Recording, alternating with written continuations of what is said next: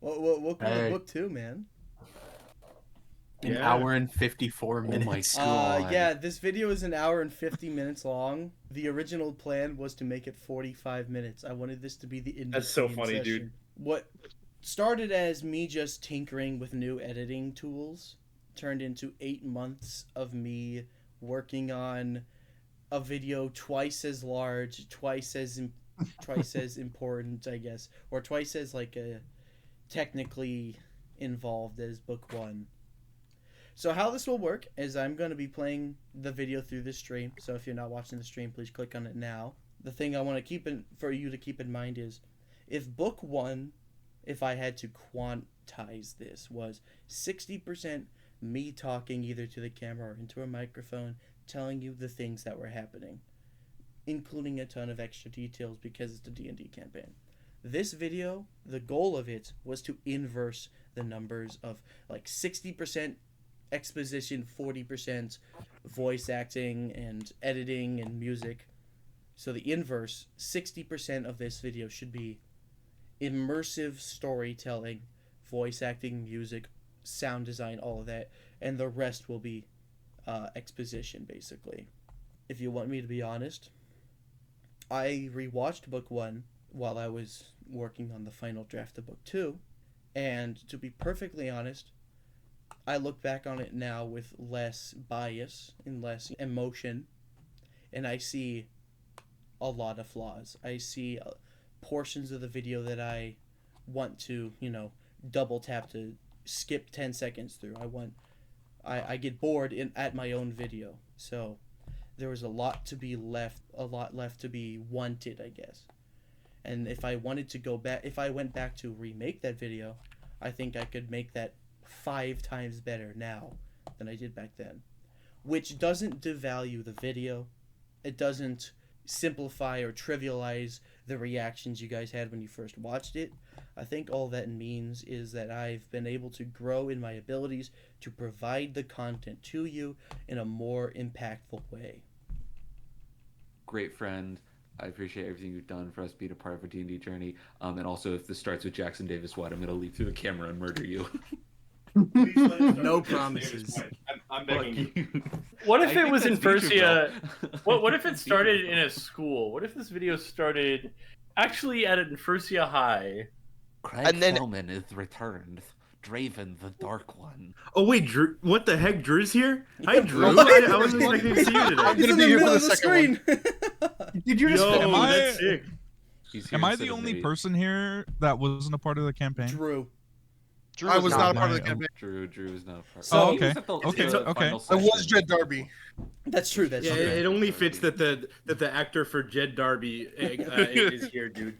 And the inspiration. Drew, I still remember when Connor left to go get you, and we didn't know what he was doing. And Connor left the room, and I looked at him like, if he's getting Drew Lopez to play Jed Darby, I'm gonna kill myself. And you walked in, I'm like, And you didn't no, okay. I did not kill. Well, you didn't play Jed Darby, so I didn't kill It's him. true. Well, as far as you know. What do you mean? Evil Jackson Davis be like, Oh yeah, I I'm should going turn to the on railroad. Jackson, what's This is going like a on? movie, right? Yeah, What's let me do I'm that. trying to, No! I'm trying to turn off. We rookie. can't Well, let me see try you my guys mic now. level. We can't see you Evil guys. Jackson Well, it's the movie. Jackson, would you believe me if I said I had to draw that? Evil Let Jackson. me turn on the That's true. That's true. That's true. He did have to do that. He had to draw Evil Jackson Davis. Evil Jackson Davis I don't be know. like, In Roku, I don't in Roku believe City, this. in Roku City. I'm Evil trying Jackson to- Davis be like, I'm gonna trying to destroy find the Roku setting City. to turn off it. Is it turn off what? Evil Roku Jack? City. Where the fuck did Reese go? Oh, He's gonna destroy Roku Discord He went have- to City. Roku Does- City. Does He Discord went to have Roku night vision? City. Can I turn on that? no. Can I turn on night vision in Night vision. Discord? He does Dang not it. have night vision. You're telling Guys, me Discord can't do guys. hardware things? Guys, I promise you, it's gonna get late. So like, we gotta get started. Guys, hard 2 hour start at video. 7:30. Hard start at 7:30. Okay. Yeah. Does everyone have the stream open? Yes. Let me know if you can't hear audio. Otherwise, let's get started. We're good. Reese is in his chair yet.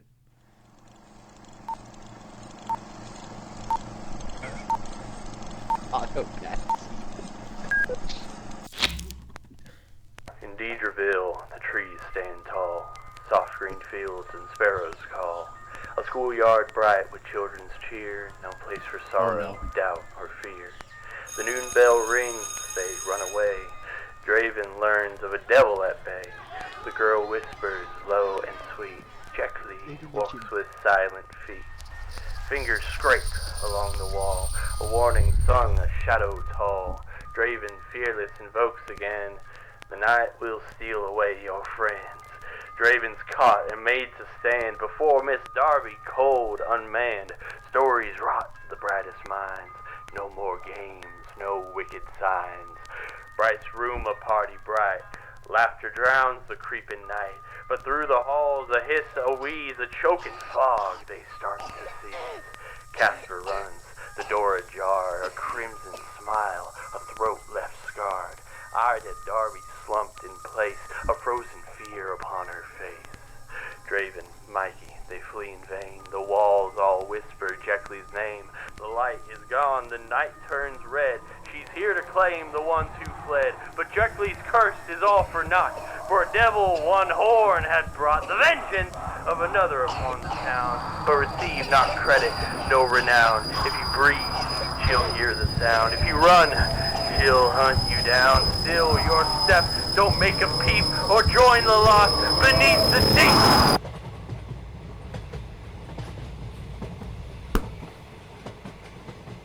And after it all, you think you've earned redemption?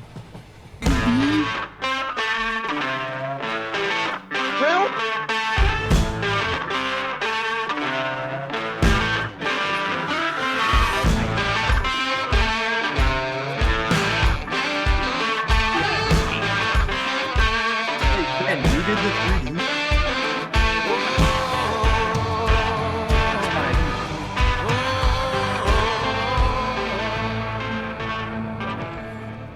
As he cries out, as he can be found, as he cries out. No one makes a sound as he cries out. Oh, he hits the ground, he cries out. As you're singing down, for me in the ocean.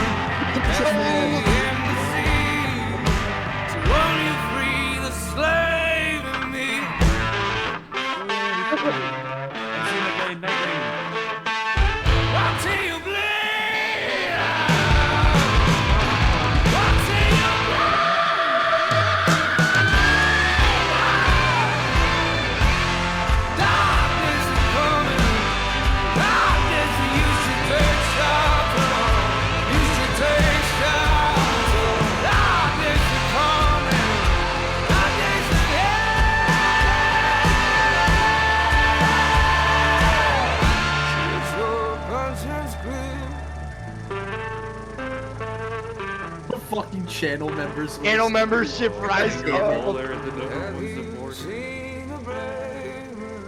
Hanging from a tree, they will be the first to see. Channel members rise up.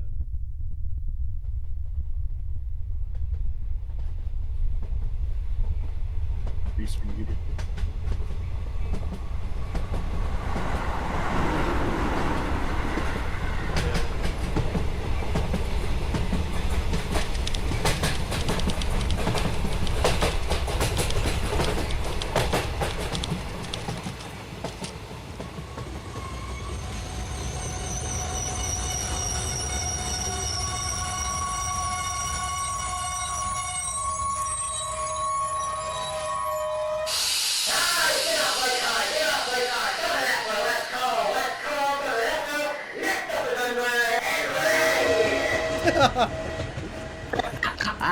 Thank you for that.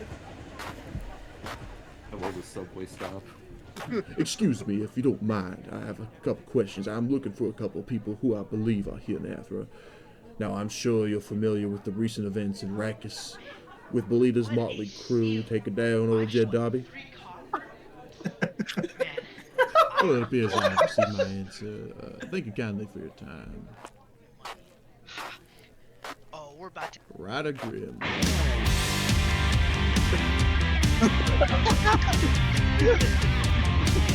Invincible. Ryder's a natural Deadeye.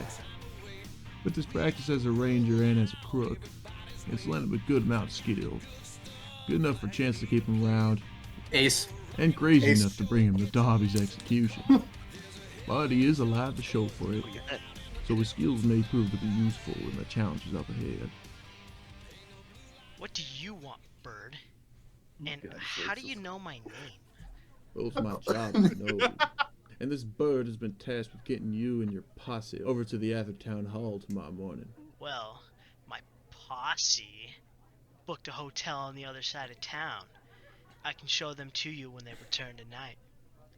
Well, that certainly simplifies the matter, which means we got a couple hours to kill, so I think I know just the spot. The bar.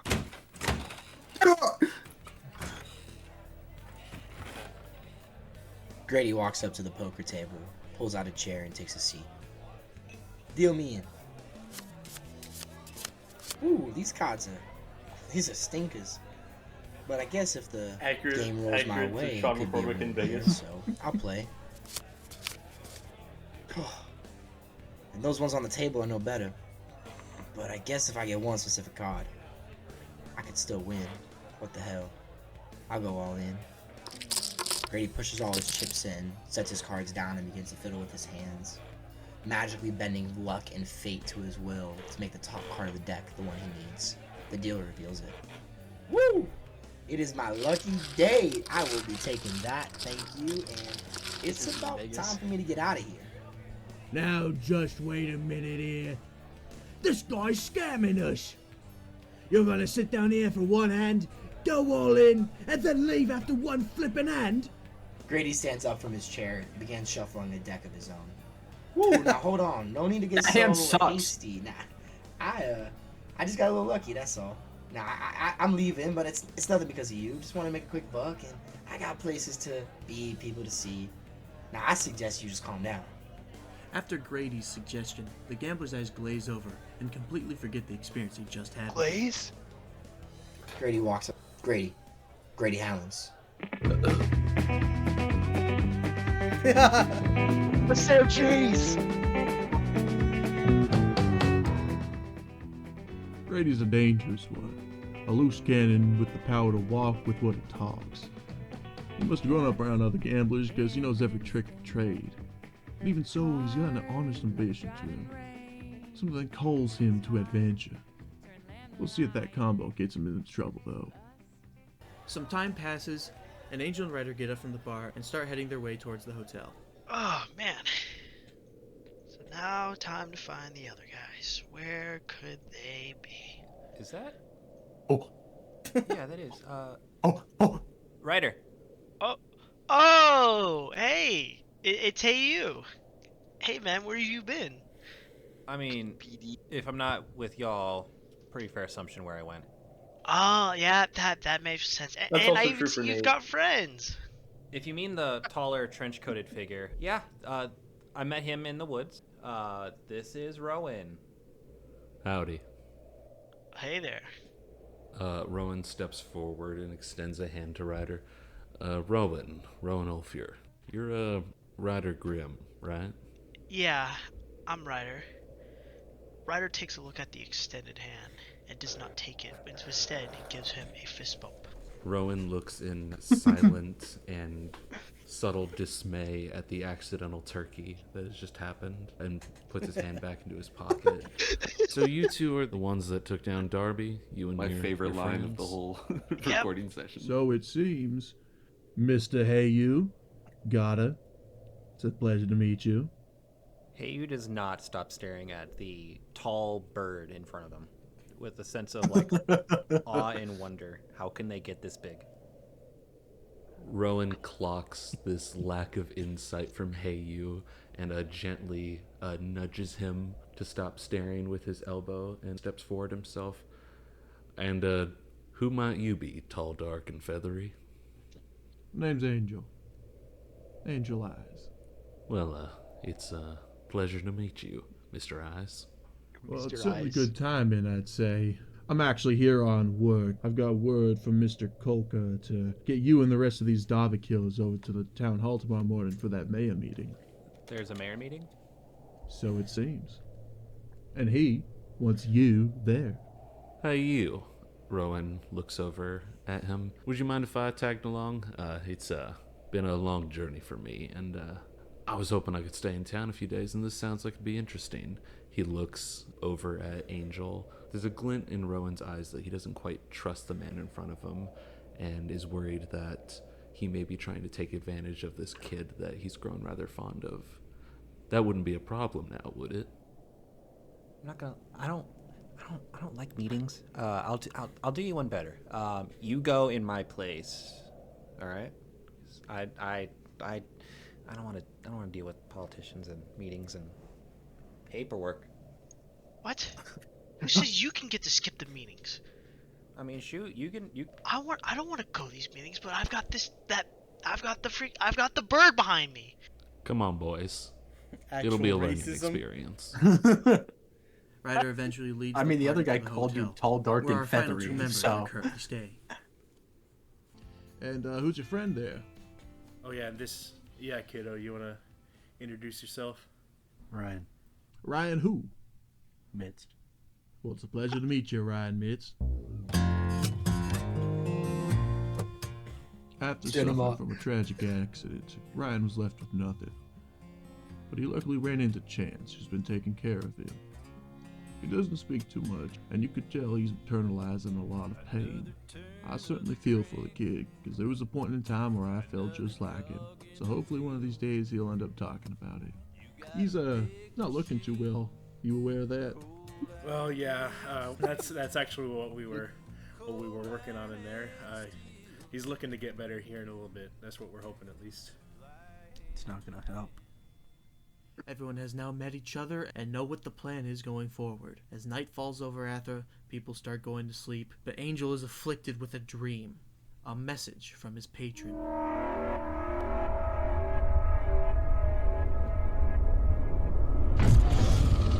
The gambler carries a fire within him. The spirit wild. Even I know.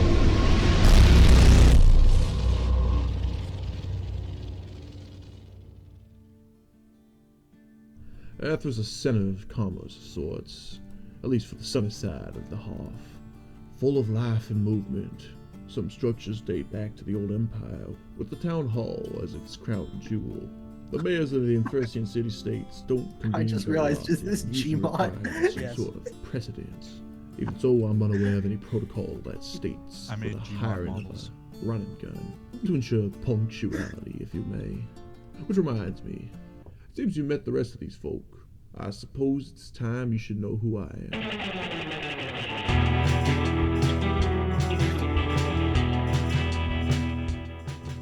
I'm known as Old Angel Eyes, but people just call me Angel. Those are still alive, that is. You might hear some other names floating around. Funitario, the Devil's Iron, Gravewalker. I'd suggest keeping away from these folks who use these terms. They usually got their reason for knowing them names. I'm under contract by the state, with a license to kill any criminal that crosses my path. But my true allegiances lie beyond this mortal plane. I'm sure you'll pick up on them as we go along here. The sun comes up for a new day, and the party wakes up and meet up at the front of the hotel and start making their way to the center of town. Alright. Who's gonna be getting any of these magic items from me? I got way too many things in my pockets right now. I gotta let some off. Grady and the party walk closer to the table. So, what do you got, mister? Well, it depends on what you're looking for. I got all kinds of things. I got this weird yo-yo thing. I got a couple of different springs and boards. I got this chicken. Upon seeing this chicken, Ryder remembered he has not eaten breakfast and is in the mood for chicken waffle. He can get the waffle somewhere else, but that chicken has caught his eye. Upon seeing this, the rational thing that he does is pull out his bolt-action rifle, blows around in the chamber, and fires straight at the bird. That was a condition to summon in a world-ending dragon monster, my friend. I'm hungry. Anyway, Is there anything Or a that grim. piques your eye here? Where are y'all off to? Well, we're about to head out on a pretty grand adventure, I think. Ooh, I love me a good adventure. And it looks like a lot of you already do. Well, if you're going on a long spanning trip, I got a couple of great things for you. If it's about dimensional travel, I got this orb right here. Pete is going to move his hand across the orb, and you're going to see different landscapes. Ryder, you ready to head out of here? Yeah. I still want chicken and waffle, though. The group back away from Pete's table and begin walking their way towards the center of town again. Ryder, you have got to be kidding me. You could have just put countless lives in danger. You heard the man. You can't just go around shooting whatever you want. Yeah, man, I was typing Ryder, that. You have to learn that there are consequences to your actions. You're telling me that there are consequences to my actions? Look at your actions! Thanks to your fuck up, Bonnie's back with her parents. Unlike you, you orphan. Does he always make orphan jokes like that? Well, I mean, Ryder's Ryder, so you know. I don't. Ryder. Yeah, what's up, man? Ryan steps towards Ryder Grimm and slugs him twice on the jaw, making him fall to the ground, standing over him. You make fun of someone's parents being dead again, and I'll make sure you're the next one 6 feet under. Ryan storms off angrily, stomping through the dust towards the town hall. Ow, dude. Hey, you okay there, kiddo? Yeah, I guess I deserve that. The time finally passes, and the newly formed group have made it to the steps of the town hall. Upon entering, they are guided to a large conference room with nameplates designated in seats, all for them and for the mayors. They sit and wait for the mayors to arrive. The mayor of Umber, Athra, and Sluvin, and a couple more begin entering, all talking about different important matters, which some are able to overhear. There appear to be some form of tremors disrupting portions of the city from Vargas, one says to another. Finally, one enters that some of the party might be able to recognize.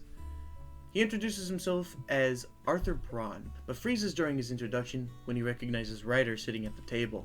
He immediately lashes out and demands a reason for why this lunatic is sitting here, and Ryder responds emotionally asking the same question about Arthur. Because as it turns out, the mayor of Rakkus, the sitting mayor of Rakkus, also has a side business as a weapons dealer on the market side of town, and goes by the name of Gunn, a man who Ryder harassed throughout the latter half of Book 1. The other mayors are quick to cite Ryder's actions at the train station that brought down the wicked Jed Darby, and Arthur begrudgingly accepts. I got a question. Do you mind? Go ahead. If there's something you've known, you've needed for so long, and you've waited and waited and waited for that thing to come, and all that time you told yourself, once this thing happens, I'm gonna be okay. When the thing happens, what do you do when you don't feel okay? The god we worship in this place is a goddess named Sphedes. She's a lake goddess. She presides just under that fabled mountain, Mount Delos. And though there is grandeur and chaos surrounding her, she remains constant with the flow of the water that she provides. You may experience confusion on your journey.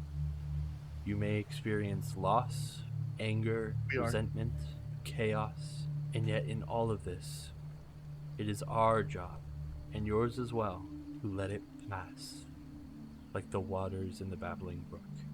Perhaps the question you should ask yourself is why you were so focused on that event happening in the first place.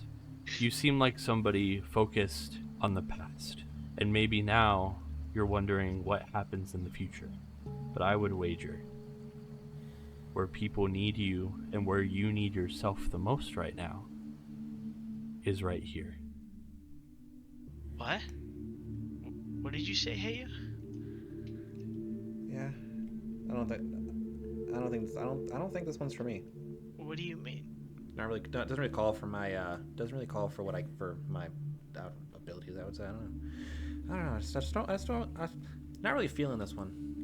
Then, what are you gonna do? I mean, there's still a lot of this place I haven't seen. I could probably go do a bit of exploring, climb a mountain or two. Which mountain? He's gonna look in a random direction and look at a mountain and point. Huh. Probably that one. So, when do you think you're coming back? Eventually. I'm not very good with dates. Yeah, that is true. I'm not gonna be going away forever. I'm sure we'll meet again at some point. Surely. But I am gonna miss therapy dog. He'll keep me company. Don't worry. If I'm back, therapy dog will be back. Don't worry.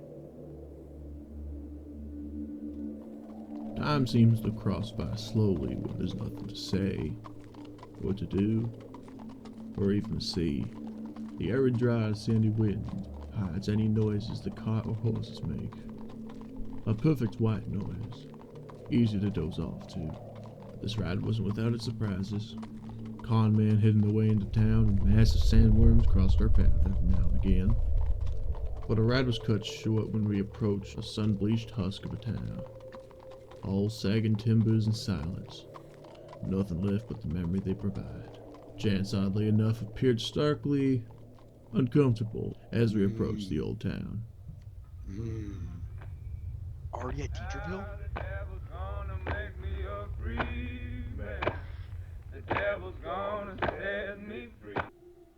Brian and Angel exit the bar and approach the abandoned school, where the rest of the party has converged. Upon entering the old building, the true danger of Deidreville is revealed. The school becomes surrounded in an aura of vengeful, angry, dead souls. And appearing before everyone is a lichen, an amalgam of those slayed in this very building. Grady managed to get himself lodged within the floorboards, with Ryder and Rowan unable to free him.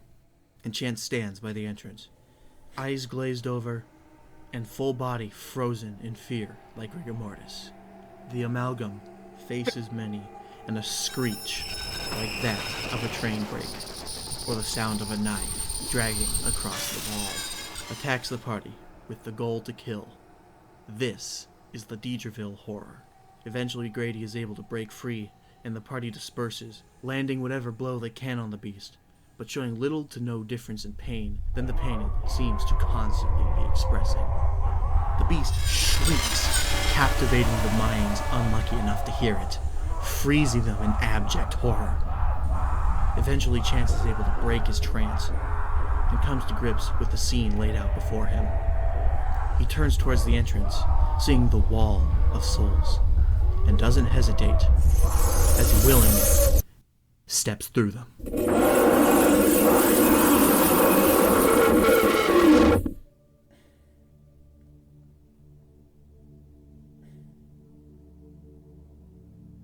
Demon drawn, due dead.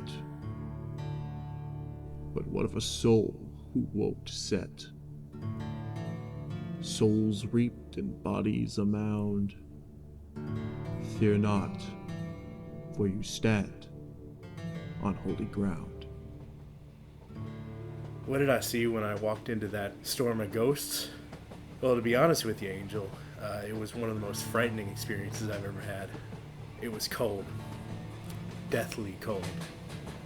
Hearing voices everywhere, taste of blood in my mouth. I mean, can you imagine what it would feel like if every sin you had ever committed jumped out at you like 1,000 snakes all trying to tear you apart? And to be honest, I deserved it. But you know what? The craziest part is I got the feeling those things were just about as scared as I was. I mean, they didn't deserve what happened to them.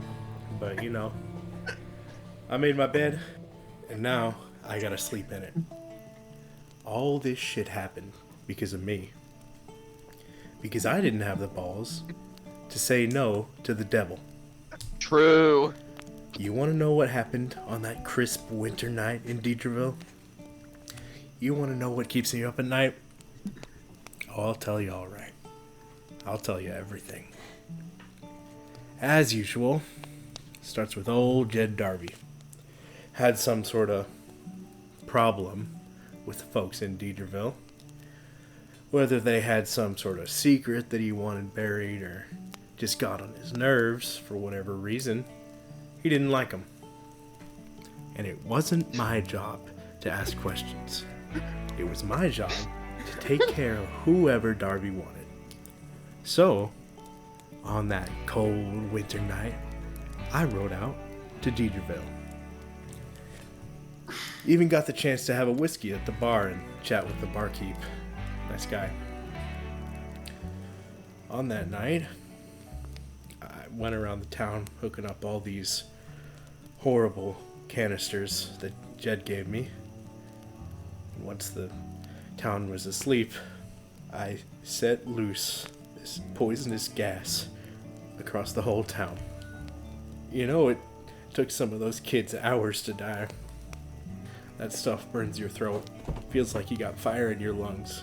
Jed didn't care that it was a school town. I bet some of those kids had mighty bright futures. But who knows?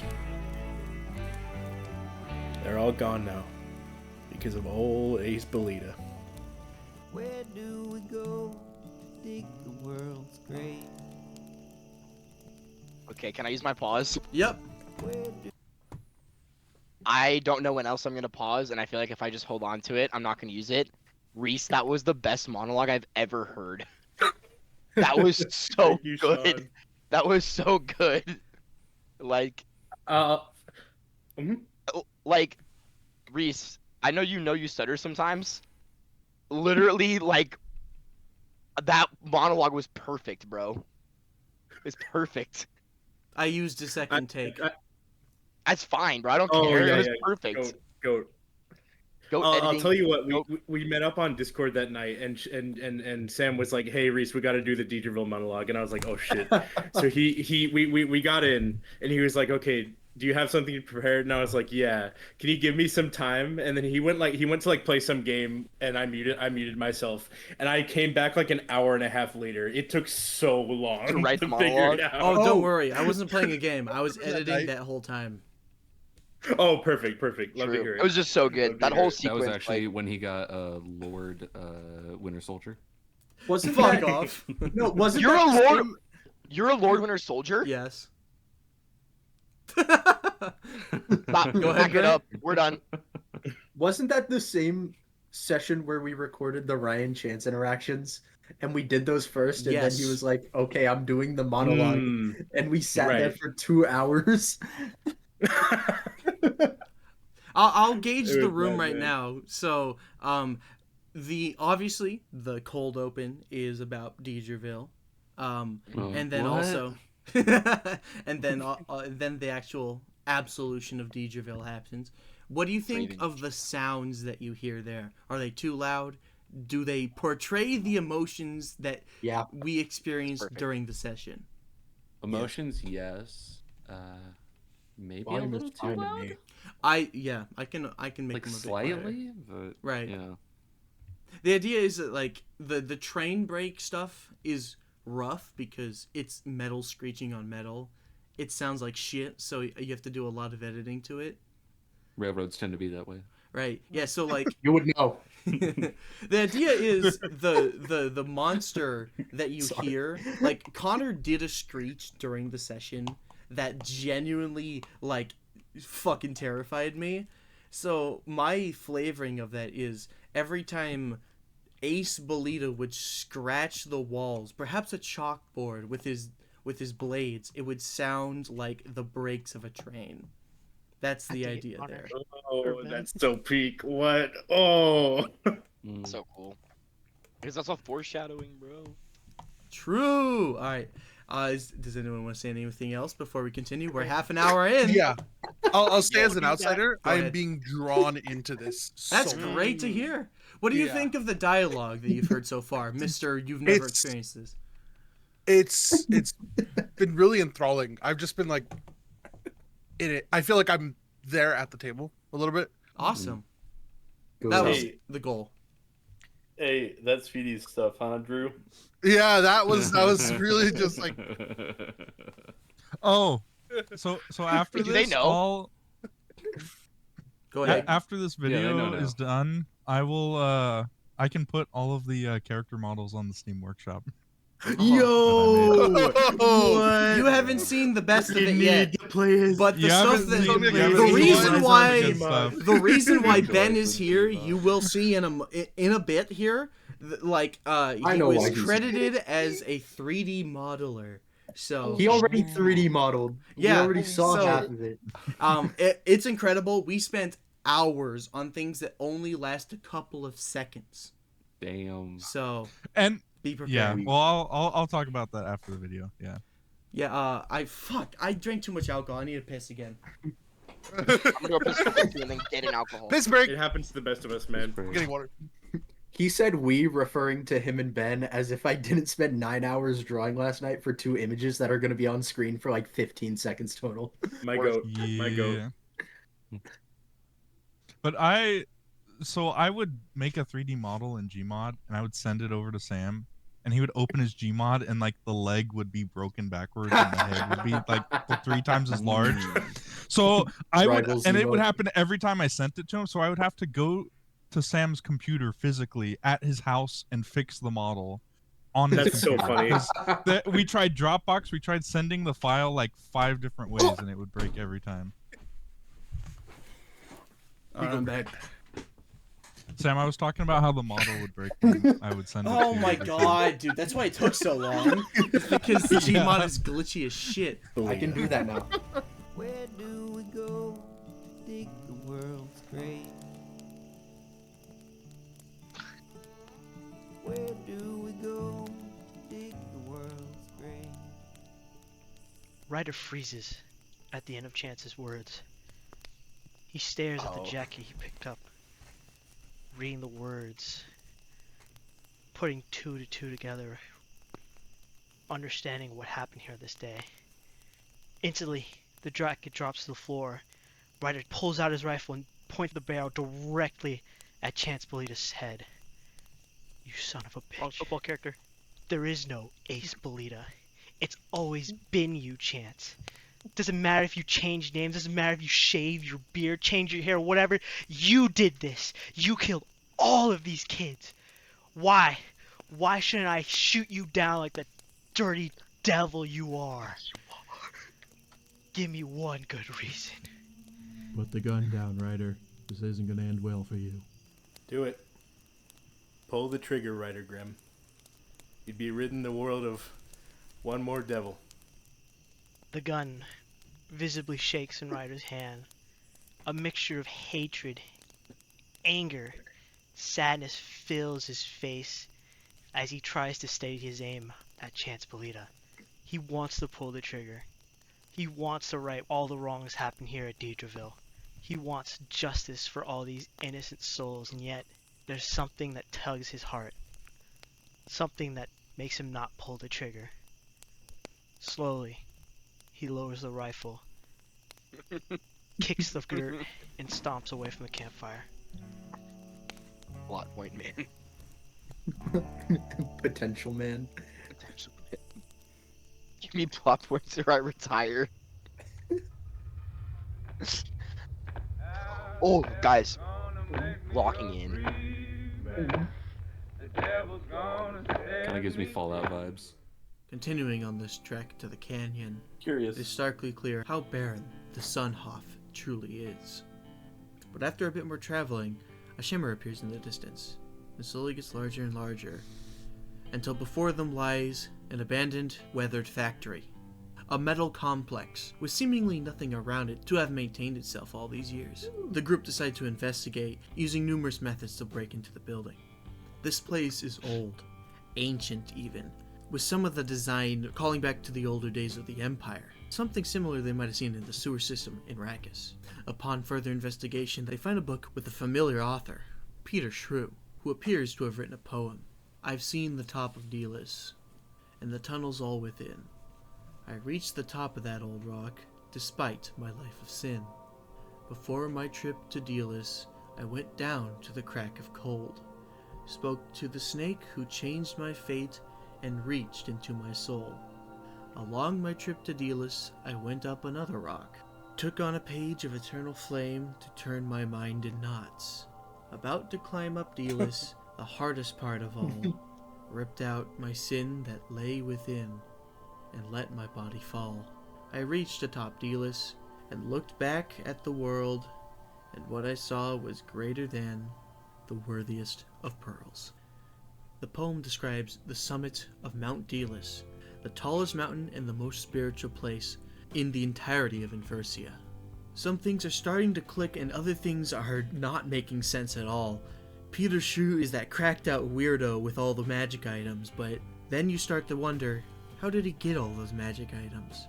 And how does he know so much about the soul? With little hesitation, Ryan takes the cards and places the glass case back where it was. But it seems the laboratory was prepared for this.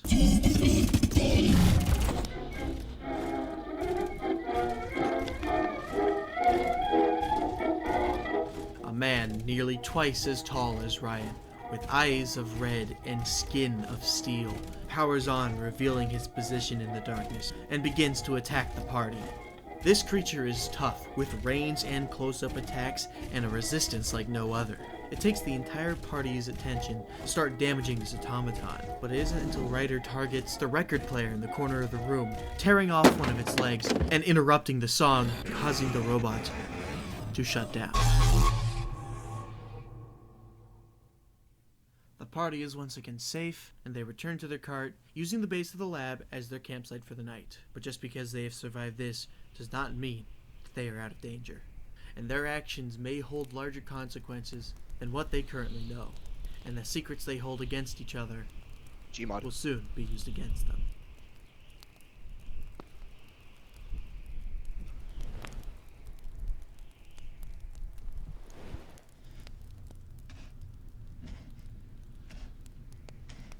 Ooh.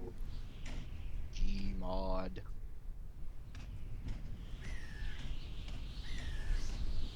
Realistic walk and run?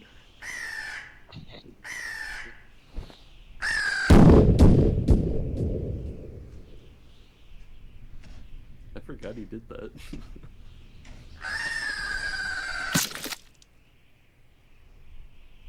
Aura Eye strikes again.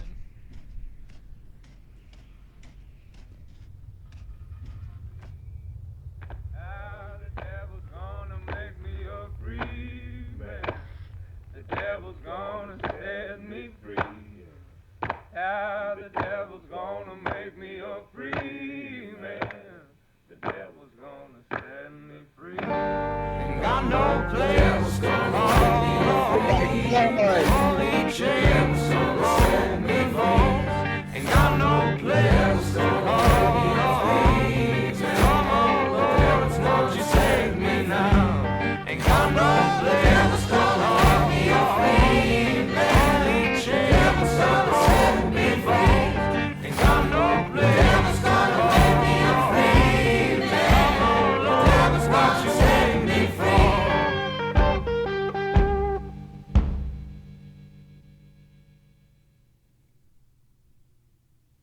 That wasn't stock footage, by the way. That was Another day no Sam Johnson at the end, by the way. as they have nearly approached their destination. But before So they is make it there, they run into someone familiar.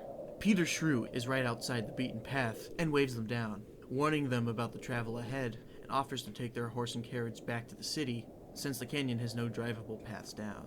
The party obliges, and they continue on foot to the canyon.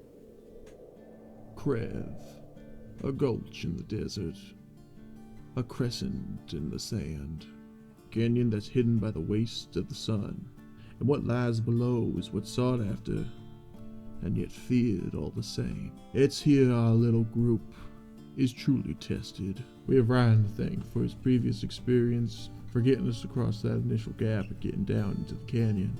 With some climbing gear and a little bit of grit, we made our way across, and that's when the canyon came to life, showing us images, perhaps of people past, perhaps all just an illusion.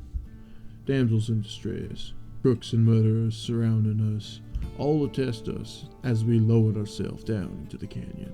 And eventually we approached a large door, an ancient stone slab in the sides of this massive canyon, and inscribed on it said, "The fire is fueled by shared secrets."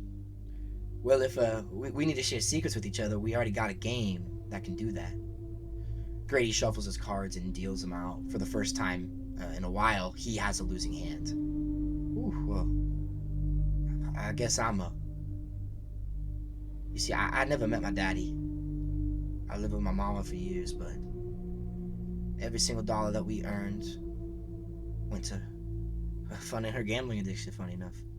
She had this big dream one day she was gonna go to Rackus and she was gonna win it big, and I guess one day when I was still young, she went out on that dream. And she must have went big because I didn't see her again. That was years ago. I haven't seen her since. I had to make a life for myself and Rakis. I was so angry at her.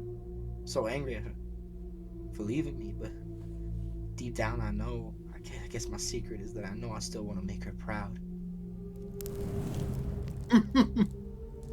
As Rowan looks down at his losing hand and sees it's his turn to share, he looks into the fire in front of them with a melancholy look. I guess I have a confession to make as well. I took this job not just as a favor to your friend, Hey You, but also because I have a feeling it'll take me to what I want most. There's a old colleague of mine named Barry Blanco. Haven't seen him in a long time, which is good for him. He was supposed to protect my wife and daughter, but failed, and I've been looking for him ever since. We lived in the Vool, so when I heard that I had an opportunity to travel there again, I couldn't pass it up. But I guess, if I'm being honest, if we get there and I have to choose between fulfilling my duty to this job and this party or indulge in my vengeance, I honestly don't know which one I'll pick. Well, it appears we're going nowhere without the truth, so I'll oblige. Gents, I'd be lying to you if I said I was here for some sort of heroics or riches. It certainly is true that the Mayor Council in Athra is rather desperate, so they're certainly willing to be generous with their offer. But on any other occasion, this is a fool's errand. Some last-ditch attempt to solve some metaphysical crisis. So to tell the truth, the real reason why I've stuck with y'all is because of our new friend Grady. You have him to thank for keeping me around. And I hope that suffices. What the hell, Angel? What do I mean to you? Grady shakes his hands in his head in disbelief. To put it most simply, it's not just my will who's keeping a close eye on you. What? What are you even talking about? It seems the fire's found. I've already told you my truth.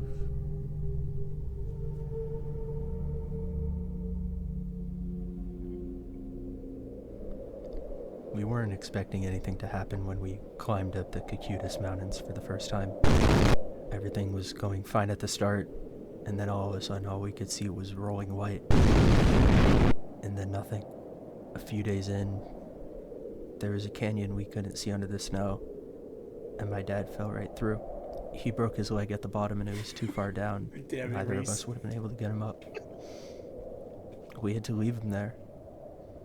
And that was just my mom and I. So we kept going, and one night we had dug a burrow in the snow to keep ourselves from the cold as much as we could. And I woke up the next day. My mom didn't. And I knew they would want me to get back down. So I did. And I miss them. I miss them a lot.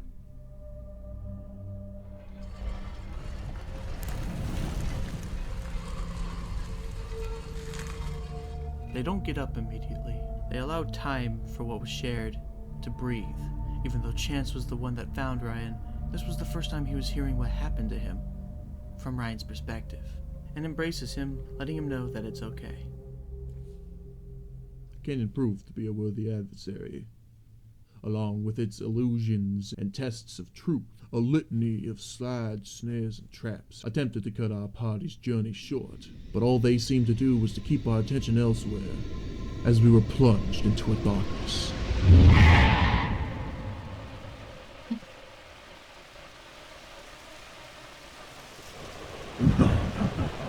No, please, no.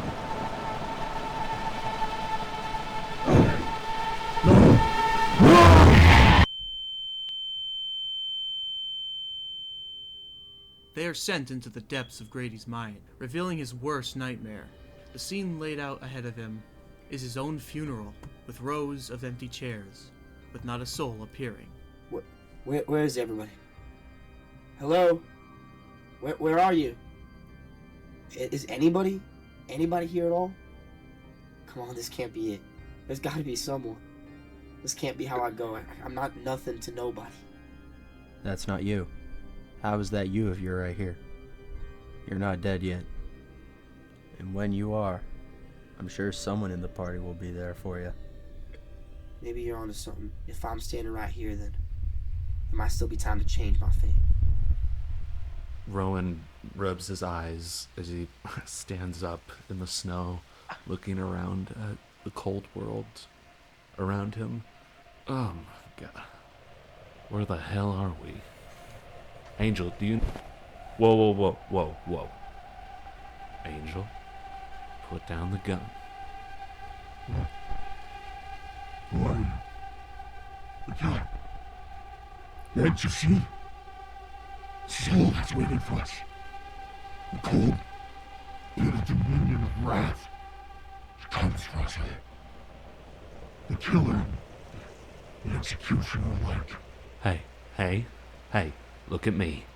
I don't understand a single goddamn word that's coming out of your mouth right now, but you need to calm down. We're in hell, Rowan!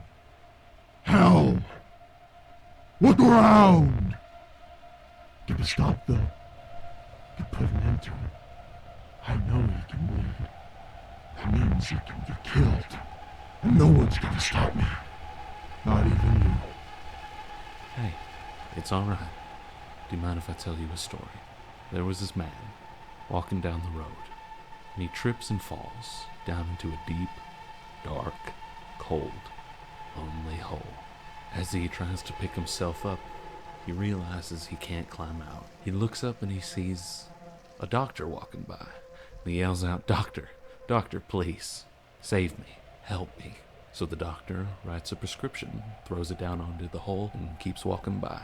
A little while later, the man sees a priest of Sweeties walking by, and he yells out, "Father, please, help me, save me." So the priest writes down a prayer, throws it down in the hole, and keeps walking by.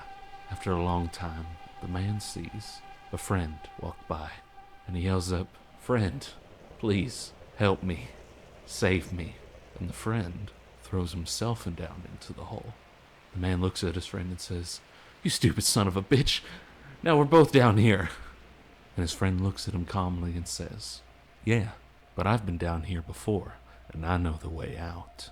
Angel, you're not alone in this. You have people around you who are gonna help pull you out of that deep, dark, lonely hole." And Rowan extends a hand. And the packed weapon Angel's holding vanishes from his hand, and they are teleported out of the dream. Okay, I'm redeeming my pause. Pause it. Redeem. Pause. Of course he would redeem a pause. I'm gonna warn you right now. Pause redeem. We're about 30 seconds to a minute out from me pausing for the middle. Would you like to just finish the watch of this? I got scammed! You can save your pause. Your pause is fine. Nope. You got scammed. Do not redeem! Scammer got scammed. You can save your pause! I'm gonna play the video for 1 more minute and then we'll pause for break. Yes, I'm redeeming the pause. I'm redeeming... And they're teleported out of the dream. Redemption. We walked out of that darkness and found ourselves at the bottom of the canyon. And appearing before us was a coatl. None of us dared speak. We simply approached it and waited for it to do something. It peered into us, as if it could see everything we have done, and perhaps everything we will do. It passed over Ryan, then Chance, then Rowan, then Ryder, then Grady, and then me. That lizard let us pass, and to this day, I don't understand why.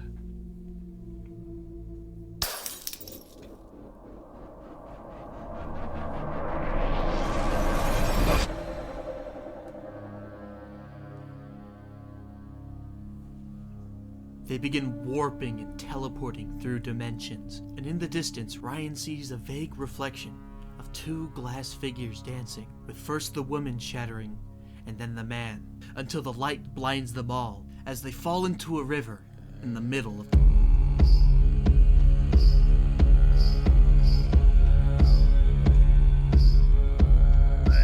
way up.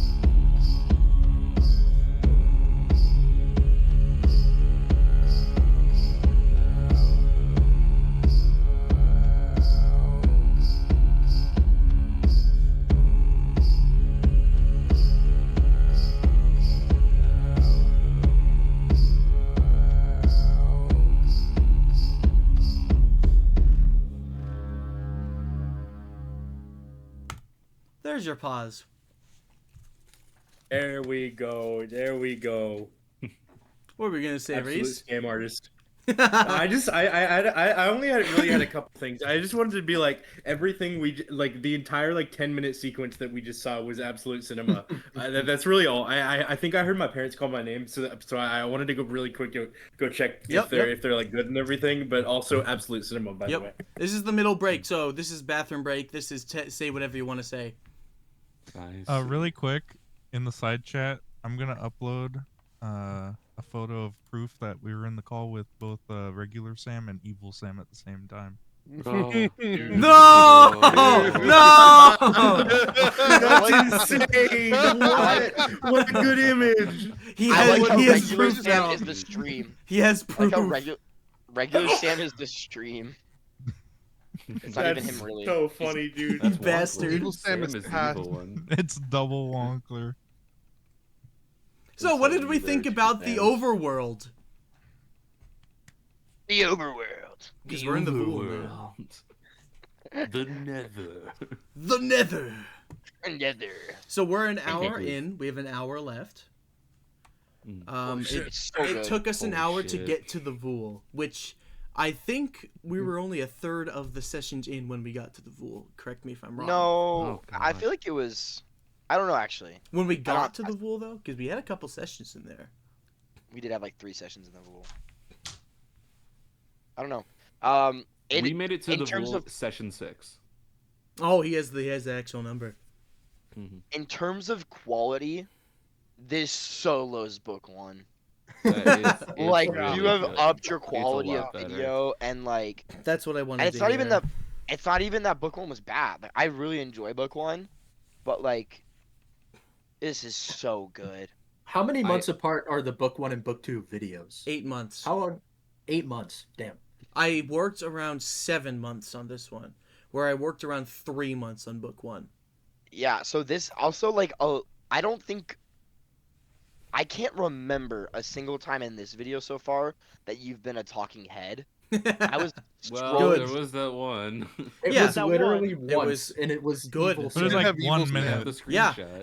it's They're gonna play the softball. exposition. It's the exposition of the town hall, right? Yeah, which like was the beginning of the video, which kind of needs exposition.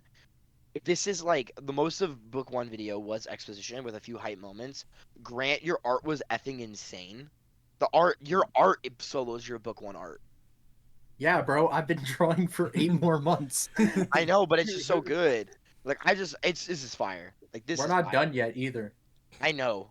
Are we gonna get the return of moist buff Balder, naked Balder? Unfortunately, no. Unfortunately, not this video. Connor, I don't know if you noticed, but I removed my video explanation in between the intro and the start of the video. I did that. It's cleaner. I did that about 8 hours ago. I Fair enough. rewatched Whoa. it. I rewatched it again, and I was like, I don't need this in the video, honestly. Yeah, it's cleaner. Thank you. Yeah. You drop Yeah, you so drop when the you told in me the that you- Facebook. It's cleaner. So when you told me that you needed the video so you could render them at midnight, you ended up re-rendering the entire fucking thing. So what I did is I woke up early.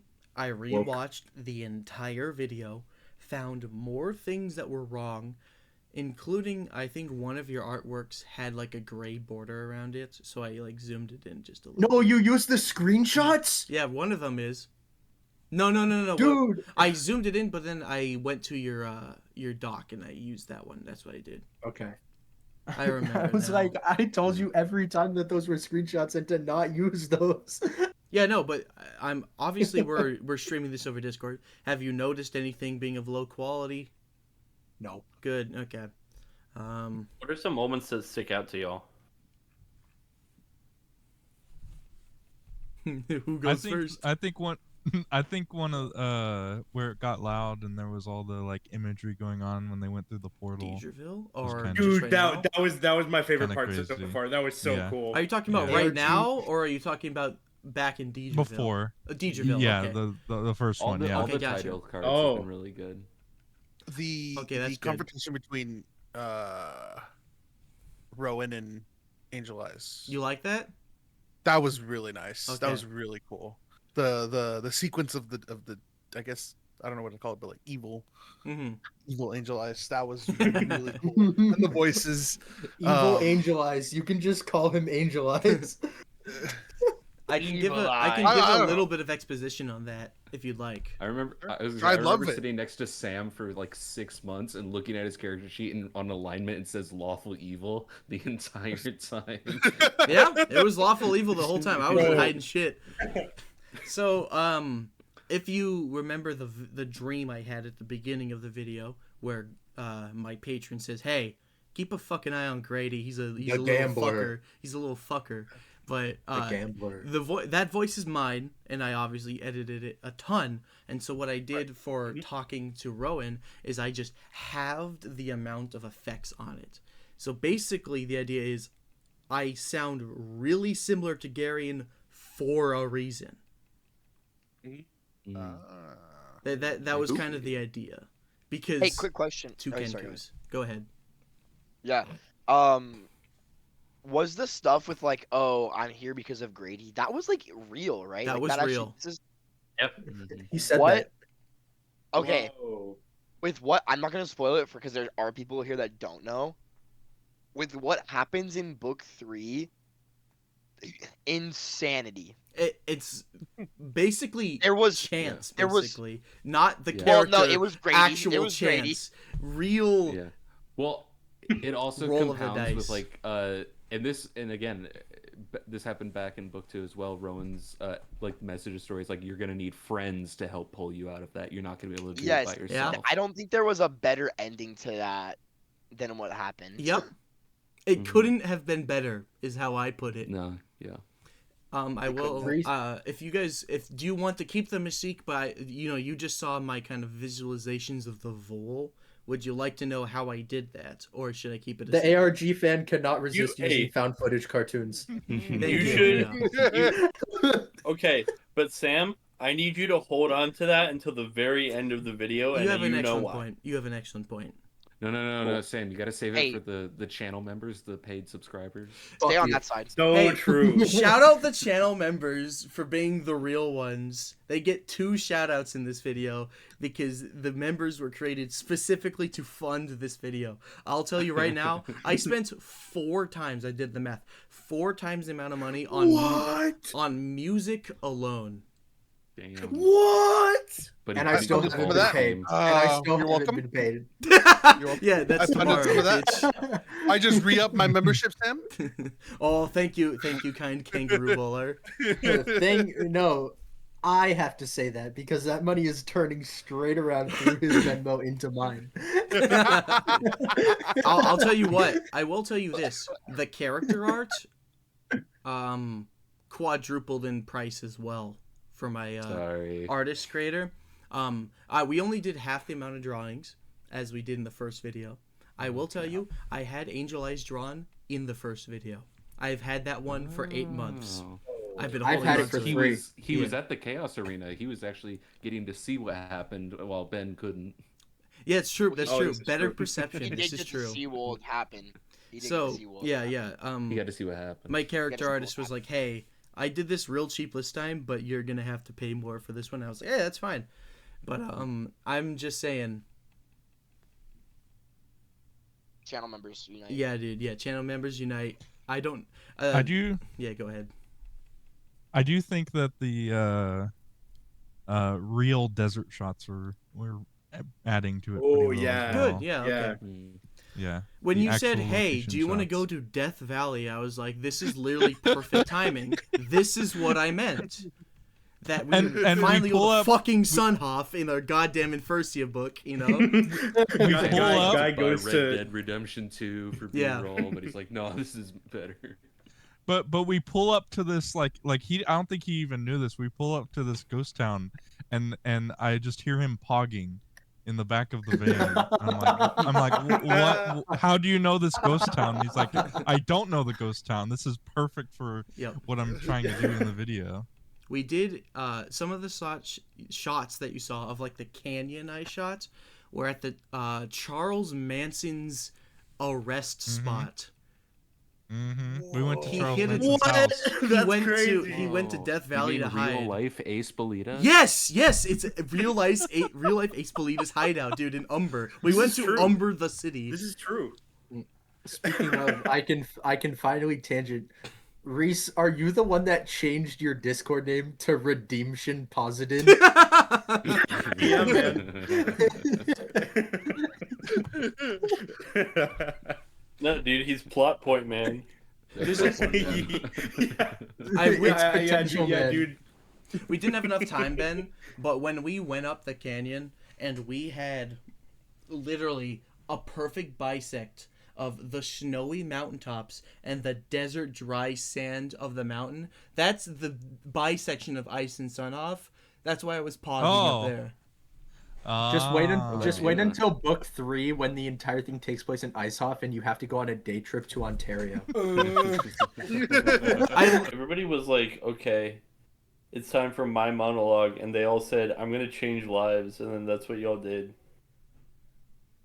You're gonna change lives? What'd you say? Yeah, everybody was like, alright, it's time for my monologue, I'm gonna go ahead and change some lives right now, and then and then it was back to back, freaking Chance, and then Ryan, and then Rowan, just back to back to back. I told Sam I had to get in the mood for the Ryan monologue and then talked about the GOP for 5 minutes. What? What? What'd you think of that, dude. Connor? That was your first time saying the Grants thing, the Ryan thing. Good. Oh, yeah. It was good. I didn't know what he was gonna do, but we talked about it for literally quadruple the amount of time it took to record it. So. Yeah. Whoa. The prep time, legit, we talked about how I was going to stage the monologue voice-wise for like 15 minutes, and then I'm like, okay, let me get in the mood. And then I talked about the declining birth rate for 5 minutes, and then it took one take. I would just look up the puppies being sad. Like it's like, oh no, they're so hungry, dude. Yeah, but I needed to feel it in my core. Hey, inshallah, there is definitely not like 4 more Reese monologues in this book. Well, no, we know this because he's literally plot point man. He's got more plot points he's got to hit. Plots he's got to do. Yeah, when you were I didn't want to distract from your speech at the beginning, but when you were talking about like, oh, I tried to flip the ratios of talking to explaining in this video. I nearly put in the chat like 20% Sam explanations, 40% in character dialogue, 60% boring Chance monologues. Wait till you find out that's 120%. Real. Yeah, what we don't know is that Chance Belita's actual lockhead wasn't a part of his soul, but the entire thing, and it went straight into the script. Why is your name Redemption Positive? Bro missed the conversation. I did. Redeem it. Do not redeem the pause. Do not redeem the pause. Yes, I'm redeeming the pause. I'm redeeming the. Do not. Do not. Do not redeem it. Does that mean Reese still has a pause? Yes. He technically has a pause. I have a pause. Just a reminder, the last it's either 15 to 20 minutes of the video, I'll pause and be, hey, no more pauses. So keep that in mind. I'll tell you this, it's right after Egon, so keep that in mind. Okay. Asa, how you feeling, man? You haven't said much. Thinking. He's thinking, yeah. Oh, dude, he's in the bottom left of his camera. We're not seeing Asa right now. We're seeing Ryder Grimm. Yeah, there is a moment that is still to happen that is Ryder's greatest moment in the entire I was gonna story. say, Connors was telling me the other day that he thinks there's a scene that's like quality, like one of the better scenes, but he's telling me Asa has his favorite scene. Yeah. Of course, Asa has his favorite scene. We'll just call it his origin story. It's good shit. No, I'm excited no, for we're it. not. Yeah, I had right, parents Asa's once. in his darkness retreat right now. I had an identity once. I will say this: that those old cartoons, I really like that. That was sick, dude. Yeah. Yeah, no, that was really Have good. I ever seen those cartoons before? I gotta know. I can help you out afterwards. Don't worry. Okay. I was gonna say that's like some Cuphead or Bendy and the Ink Machine shit. Yeah, dude. There's definitely not more of that Talk coming about up. So, we ready to continue? Yeah. Yes, sir. We've got like 7 more pauses, so feel free to use them if you want, but don't feel like you have to. I know Asa's using his for chance slander. You have no idea. This is the original home of the Shattered known as the Fool. Unlike traveling through the Feywild, there is no magic item to ground your passage of time, which means every minute spent here is much more time missed in the material plane. So they do not want to stick around here for long. Shut the fuck up. What they need to do is to get to the central castle of Tartarus, the home and ruling grounds of La Madre Maria. But they have no invite, and it's unlikely she'll be interested in listening to a ragtag group of Infersians. The sounds, smells, and shapes of this place is so unfamiliar to them that they are drawn to a familiar sight: a musician drawing a crowd for a performance.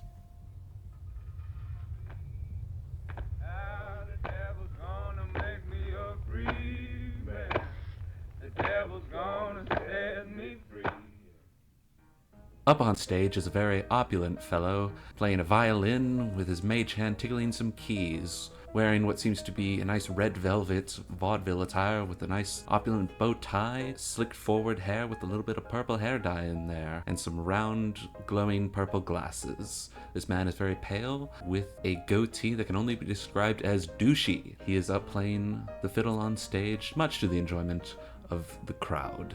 And as the song comes to a close, the party begins to turn around to start looking for a place to stay for the night. But before they can go anywhere, Ryder gets hit in the back of the head with a tip jar. A floating tip jar, with an owl holding it. Ow! What the? A tip jar? Tip for what? Okay, alright, mister. You can't talk to me like that. Put him up, let's go! You see the man from up on stage run towards you, pushing through the crowd. Oh, I'm so sorry, my good fellows. fuck off. Hootsaford, enough of that. We don't treat our fans that way. Apologies for my traveling companion. My name is Reginald Ezekiel Nathaniel Wolfgang Amadeus Richardson, but my fans call me Renoir.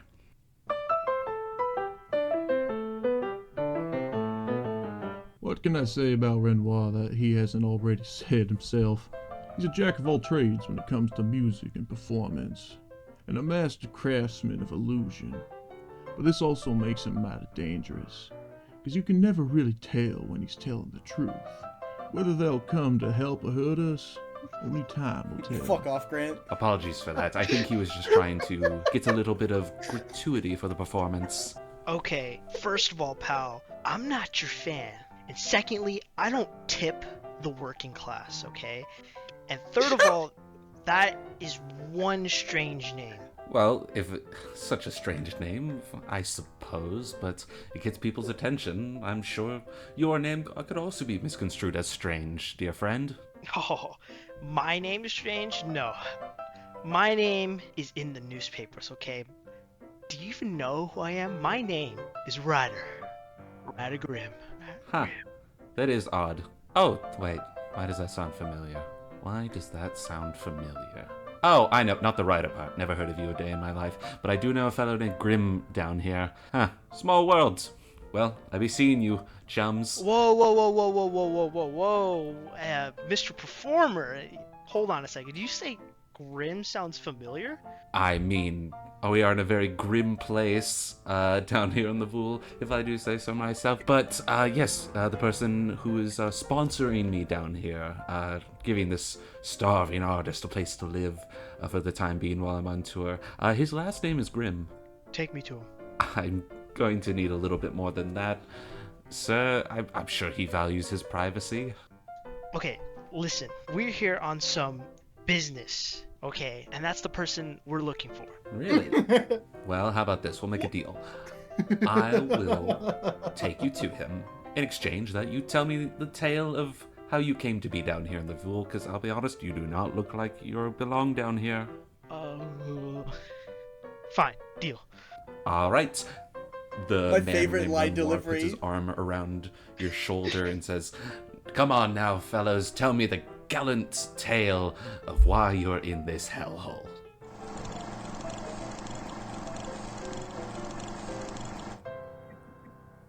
The door to the apartment slams open loudly as Renoir enters in with the rest of the party in tow.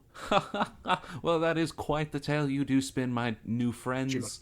But you're not here to tell more of that. Time for me to honor my end of the deal. Hello, Chuck, are you here, old sport? Come on, you've got visitors who are here to see you. What do you want? What do you want? I'll be there. Oh, I'm coming. Opening the door, the party sees a spitting image of the traitor Roy Grimm, dressed completely in black with shards of ice surrounding the sides of his shoulders. What do you want, Renoir? What do you even want? You have visitors, as I've said. How can I help you? Ryder hesitates as he can't stop staring at the man. Your name is Chuck. Did you happen to be a father by chance?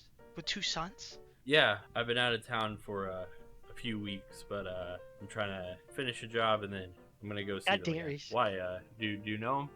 Dad, it's me. It's Ryder.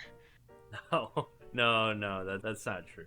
You must be confused. My son is just recently born a week ago. It's cute of you to think that, but you don't joke about a man's kids like that. No, Dad, it's really me, Ryder.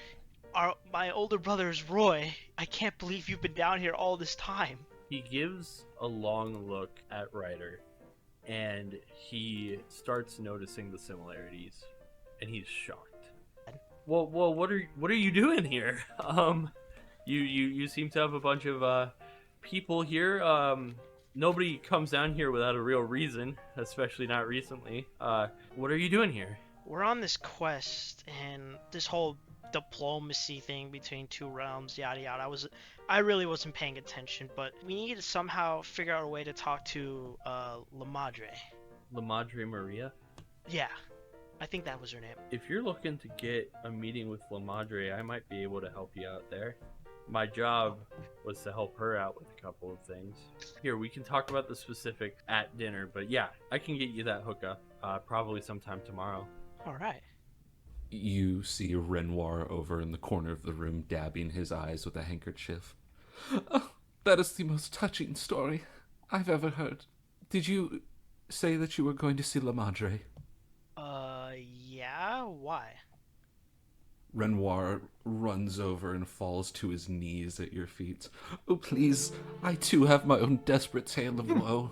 I know I said I came here to the Vul to spread my music, but truly I came here looking for passage into her keep. You see the man before you shift from this young something male in his 20s down into a young girl in her early teens. I have a sick sister. I hear that La Madre's keep has information, texts on how to cure any disease. I was just hoping that I could get in there to find a cure for my beloved sister.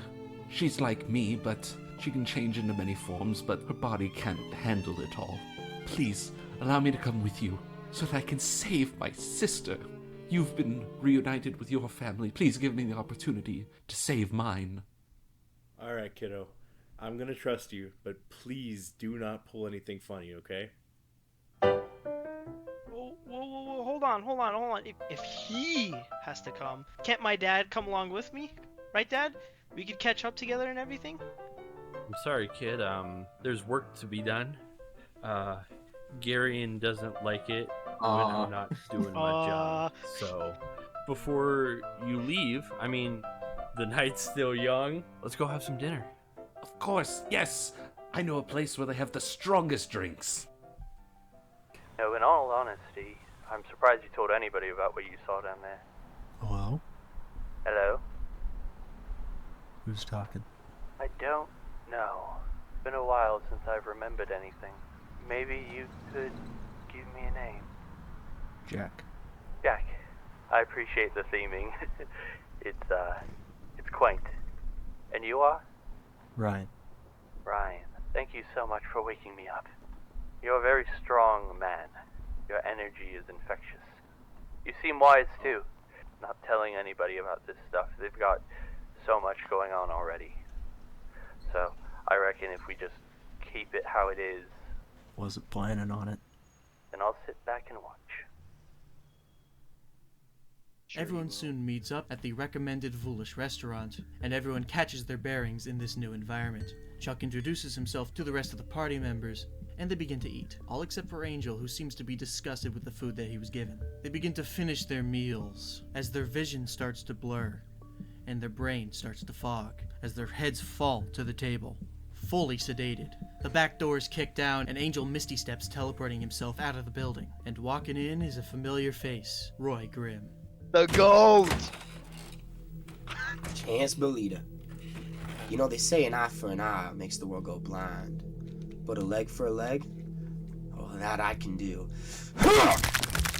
Whoa, whoa, whoa! Roy, what the heck are you doing?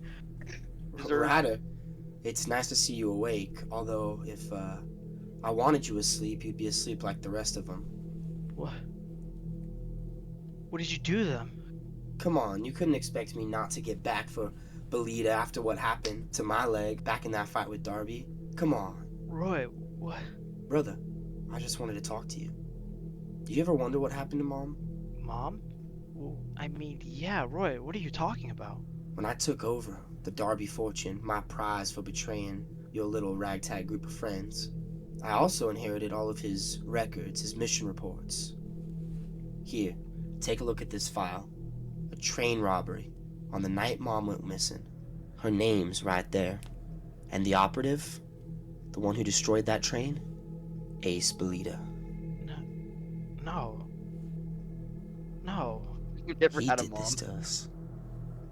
There's no way. He would have told me about this. You said it yourself. He's a devil. No. Chance? Well, it seems like you guys weren't as good of friends as you thought. But if you're in the market, I've got a new group of friends, or honestly family of my own. Call ourselves the Mockingbirds. Come on. Join us. What do you say? You don't need to hang around with this low-life, mother-killing scum anymore.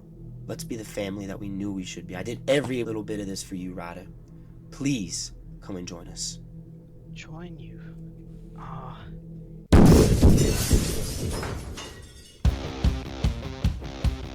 Angel interrupts this foolish reunion by firing a blast through the window, shattering the glass. The noise is enough to start waking people up from their slumber, but they are definitely feeling the effects of this poison. All of them dreary and delirious, they try to stand up to defend themselves, but Chance lets out a scream of pain, realizing that his right leg has been broken in two.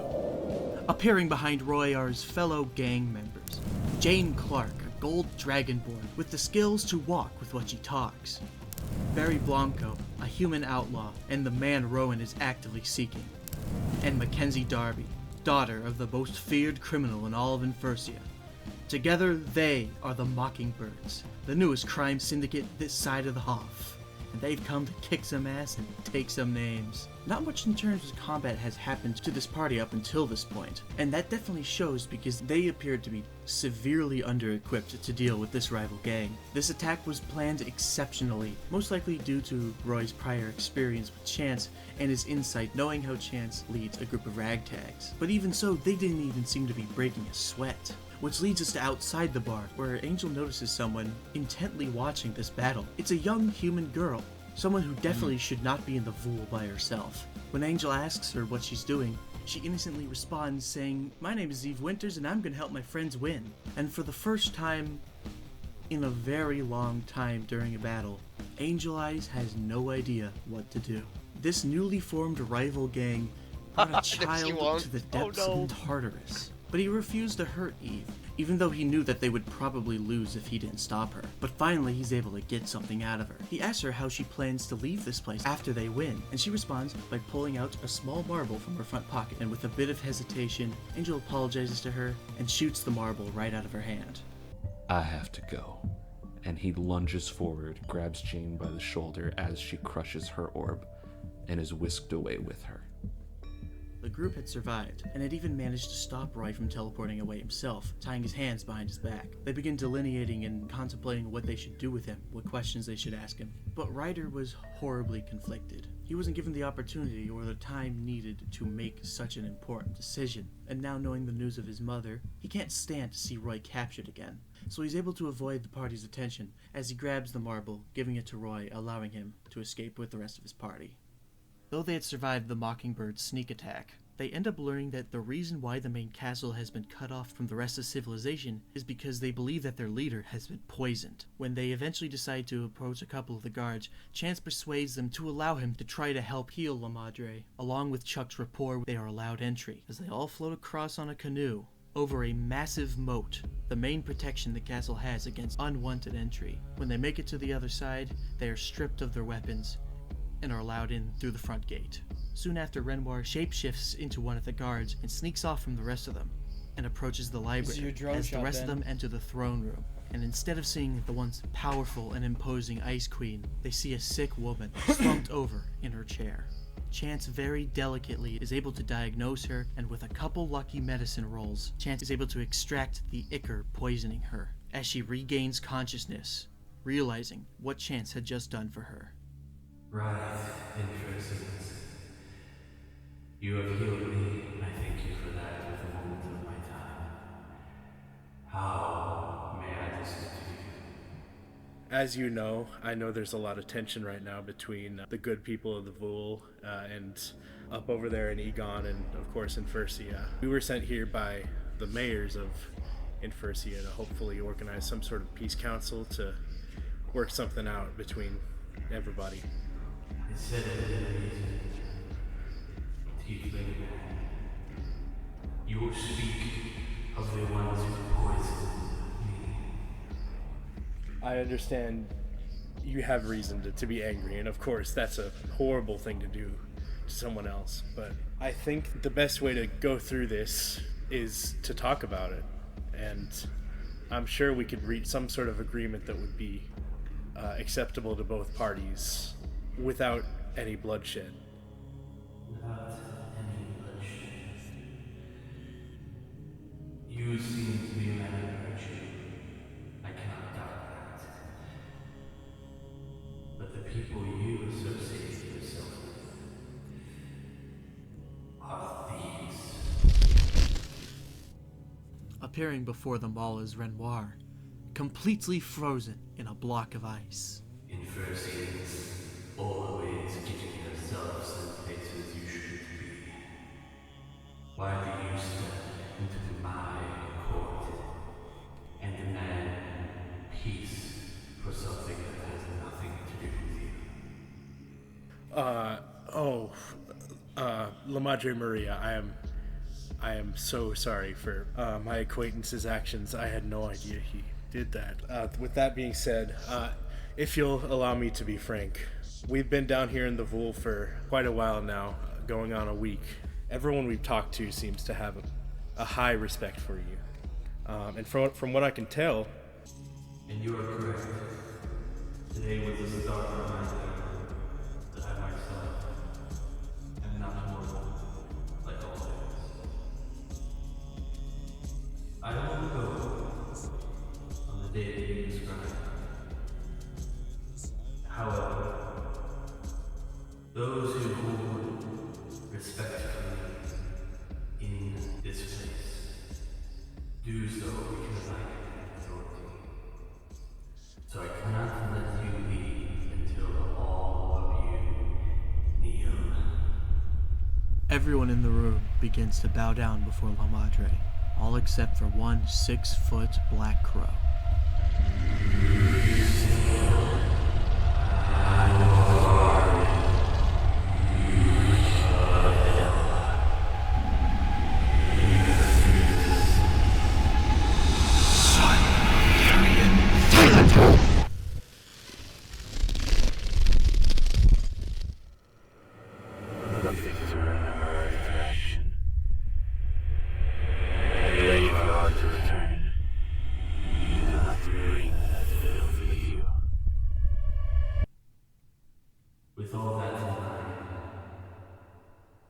this flame to the tip of Egon, they will know its weakness.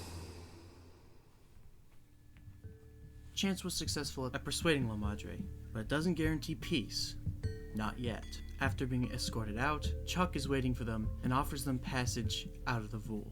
They all hop in a boat and row out to the middle of the lake, outside the main city of Tartarus, and jump through only to come out on the other side in the water fountain in the city center of Umber. This is Chance's hometown, so they head over to his home, which Chance doubled as his place of practice. But ever since this adventure, it's been left abandoned, with no one to take care of it. They use this place to catch their bearings and to prepare themselves for summoning Egon. But at this point, enough time had passed, and Ryder was ready to confront Chance over the news Roy gave him. Hey, Chance, can I Let's do a pause real quick. Yep. We pause. Hey, what the fuck Yeah. was that? Hey, what the fuck was what, man? Oh yeah, just skull and blood and. Yeah, so I had the famed Gmod map creator Pink Black draw Oh, Garion. fuck off! What? That's so cool. You guys want to see him again? Do you guys want to see him Yeah. again? Yes. Yeah. Of course I wanna do. see that. Do stills every time it switches frame. Pause.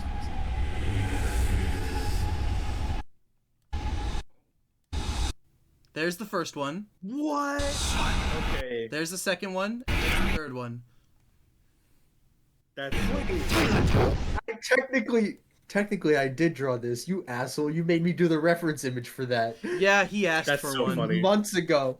He did ask for one. Let Do me you think see. we could hide That's in a good. bathtub from that? Hide from- Are you referencing the fucking video we did like a year ago? Can I see the picture of That was Garion 2 years also? ago, Oh yeah, yeah. If I you didn't didn't get see to it, I I didn't think get a chance to see it. I know what you are. I know what kind of man you are. Eureka devil. so. That's the first one. That's the second one, Oh, and that's the third one. that dude. is so tough, bro. I didn't ask Also, him to by do the that, way- By the way, while we're paused, Sam felt the need to mention that Angel Eyes is 6 feet tall in the Infersia video for some reason. Can you explain that, Sam?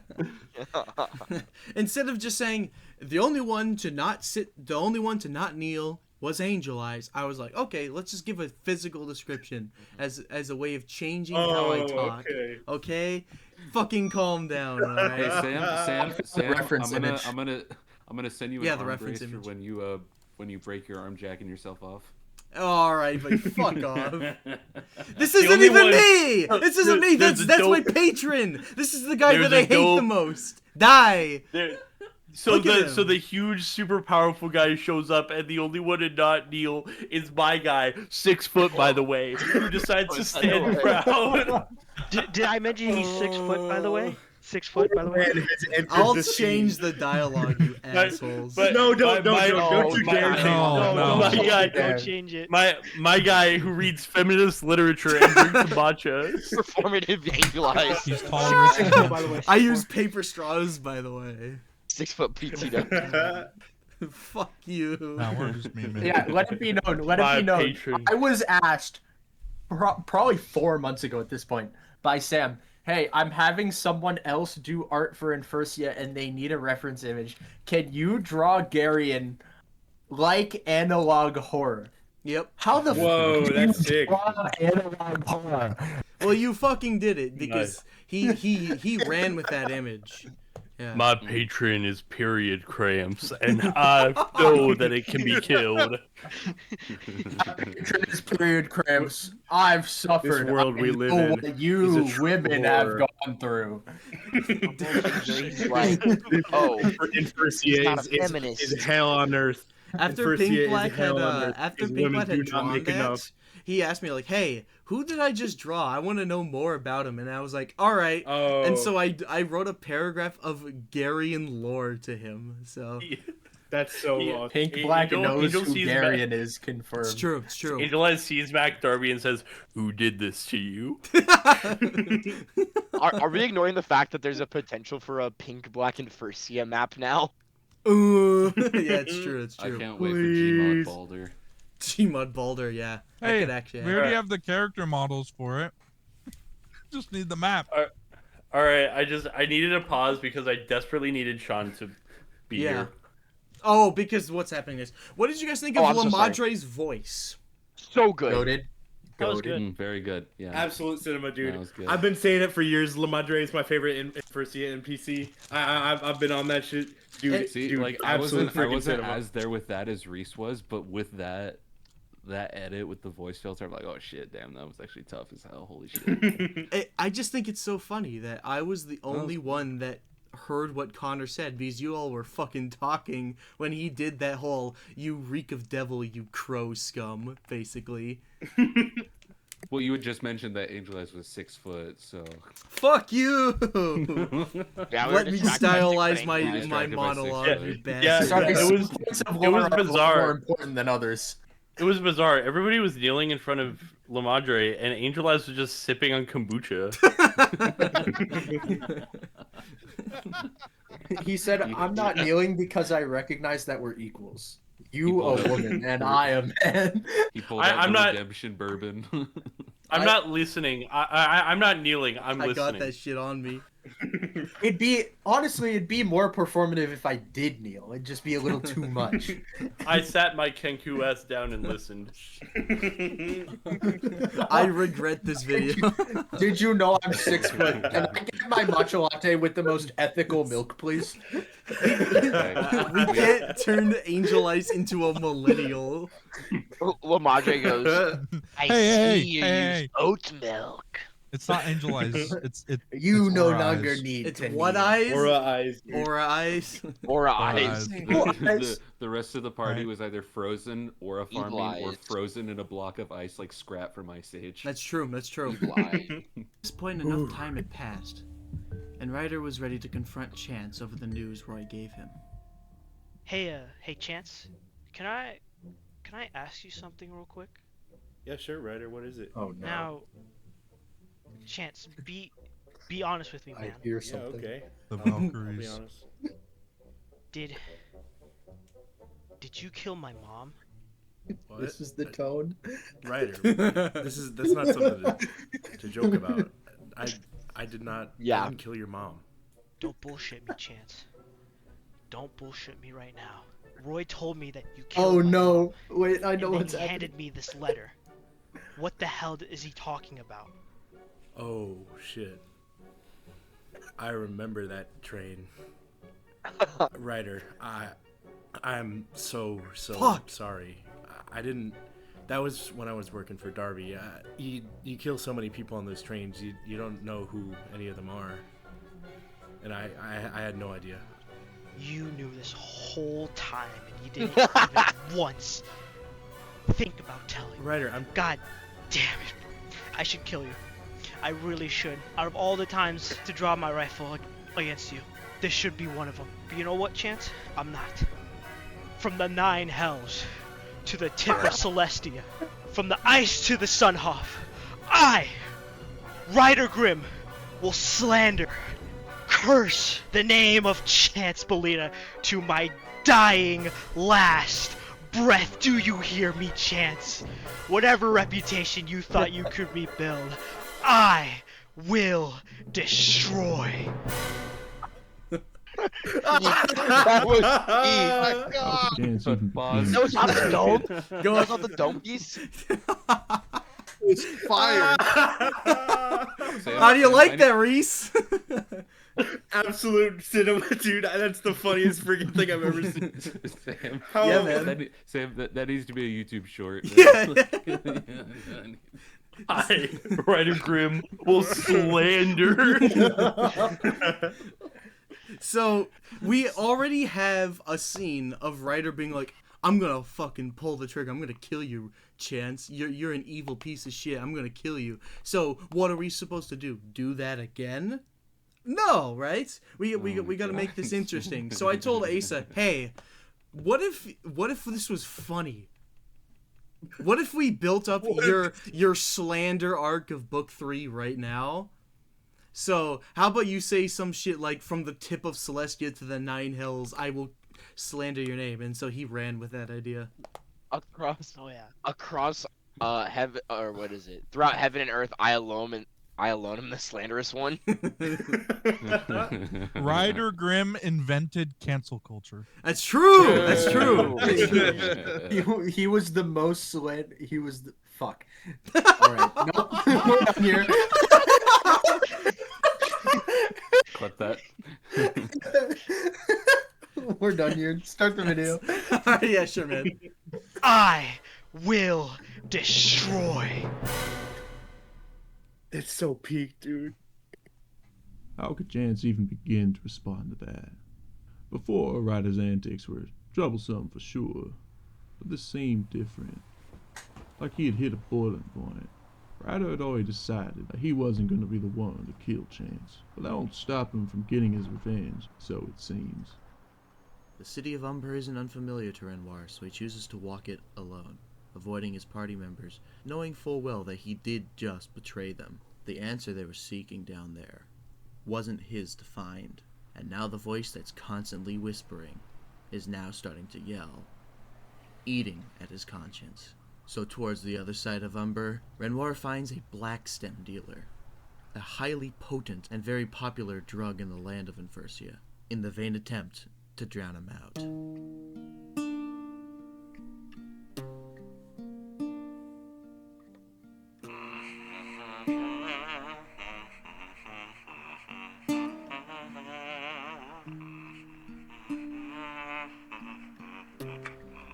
Will you please just shut up?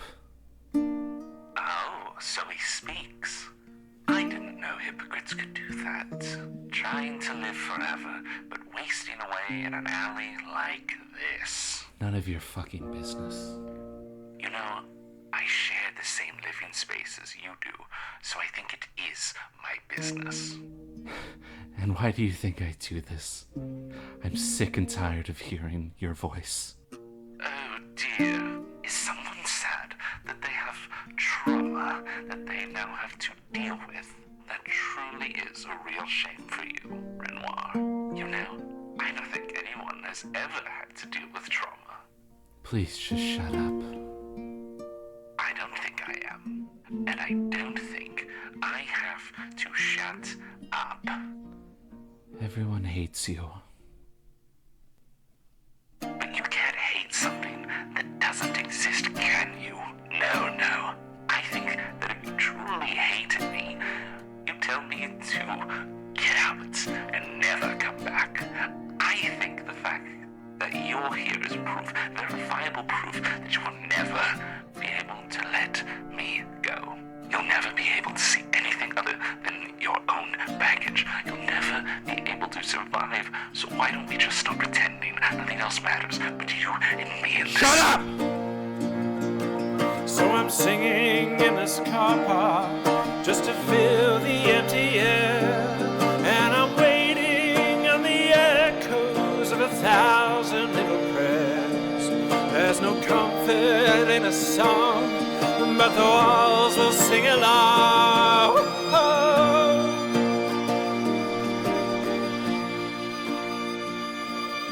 One million miles is far too far away.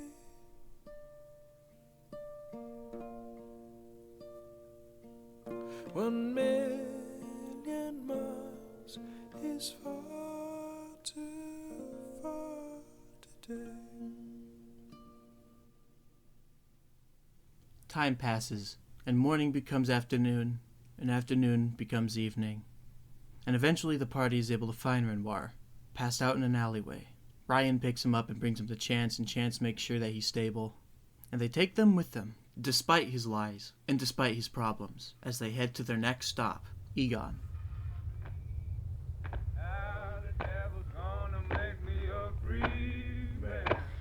The devil's gonna set me free. Egon is a strict partition people. This place was first populated by the elves of the Feywild, but it wasn't until the Great Miracle, as they call it, where their god of flame, Nusme, gifted them the eternal flame. This act has shaped their culture ever since, and is the reason why they've remained so reclusive, refusing to share their fire.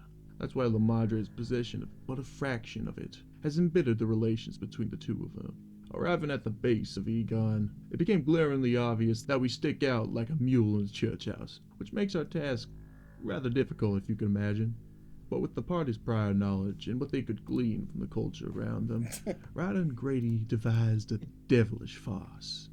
They dressed Ryder up in classic Egonian attire, and Grady went on ahead and started preaching about the return of the Visa La Kali, a messianic figure in Egonian religion. Renoir also improvised an entire performance as they began parading up the lower portions of Egon, drawing quite the crowd. Ryder simply played into the crowd's energy, clearly loving the attention. We soon arrived at a massive cathedral, and immediately looking into Grady's eyes, it was rather jarring. His mischievous demeanor changed to one of innocent curiosity as he entered the church alone. Hello? Is anybody here? Yeah, I am. What can I do for you? That's a great question. You know, I guess over the last few days, seen a lot. I guess I really don't know what I need, or honestly, even what I'm looking for. Well, it doesn't seem like you're from here, so let's start with what you're here for. There's a mighty big flame up that hill, and I'm supposed to talk to people that I guess want to keep it away from everyone else.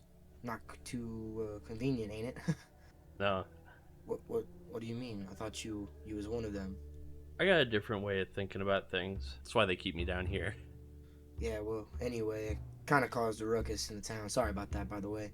And, I don't know. I guess I just kind of felt bad about it. I ain't much of a religious man myself, but I heard church's place supposed to repent or something or the other. So, I guess that's why I'm here.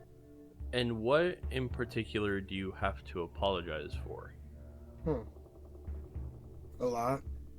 I mean, going back a couple minutes ago, it's taking something that was important to some people and I guess making a mockery of it. But you go back even farther than that, well, there's drinking, gambling, sleeping around, stealing if you can call it that. I say trickery, but a lot. And all of that brought you to this holy place. I guess it did. Egon used to very much care about fate, about how choices are placed in front of us, and how we, whether we know it or not, are stepping into places because at the end of it, it's going to turn into something special. That's the fire that we all have. It's the fire that you have too. The question you got to ask yourself is whether or not you're willing to share it. I guess that's a mighty good question. You've given me a lot to think about. Well, keep thinking on it. And here's a book of old Psalms. You read it yourself and you tell me what you think. Sounds good. Thank you. Grady's worldview has started to reveal its cracks. He's become conflicted between his upbringing and his moral compass. Returning to the party, he gets them to stop this whole charade that they were performing. As they approach the final gondola, at the top of this one is the summit, and the temple where the eternal flame is housed. But it is at this point where the performance has come back to bite them. A religious zealot named Joffrey and his soldiers fly down to the cart and accuse them of blasphemy. Fire begins hailing on the small cart as Joffrey and his men start pelting the party with attacks. They begin to fire back, but it becomes increasingly obvious that they are basically fish in a barrel. Angel asks for Ryan to help him as he concentrates on a spell. Ryan takes this opportunity to try to take some of the attention off of him, getting himself attacked in the process. Eventually, Angel's able to seep into the minds of the Egonians, sending shock and fear into their spines, causing them to retreat towards the summit. Okay, I know I said I was going to sit back and watch, but you're actively getting yourself in danger for these people. Why is that? Because I know I can take the hit. Just because you can take the hit doesn't mean you should. You're out here attempting to solve a meaningless conflict made by meaningless systems for centuries with people that you're going to end up losing in the end. Why? I can't go on living with nothing anymore. Well, I hope that you truly know what you're doing. I don't want you to die. Not so soon. If it means they get to live, maybe it's a trade I'd be willing to take. They have made it to the summit of Egon, but whereas before they were most likely not going to provide the opportunity to listen to them, the group has just walked into basically the Supreme Court of Egon, where if they can't talk their way out of this, they will most likely be put to death for blasphemy. And not only that, they need to convince this council that they need to show up to Athra to converse with La Madre and the Vul.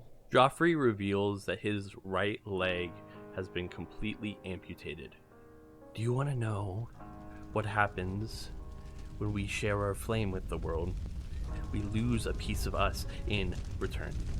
I lost this in a river of Egon after 2 men betrayed me and shot me in the back. 2 men of Infersia.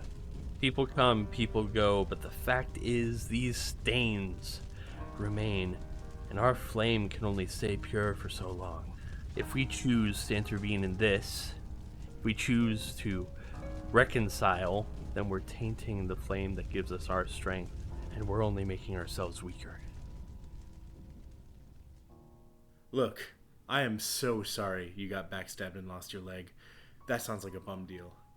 And I think my cohorts and I know more than most how many vile sons of bitches there are down in Infersia. But I have to believe from the bottom of my heart that we're all people who are just doing our best with what we got. Whether it's folks from Infersia, the Vul, or Egon, there are people out there who genuinely want to do good. And, if you'll allow me to speak frankly, you saw how bad it was for some people down in Infersia.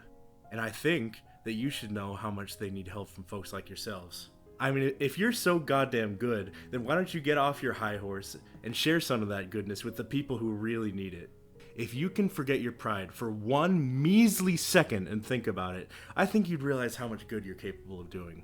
And if you don't believe me, we brought a piece of the eternal flame from the Vul as a symbol of peace from La Madre.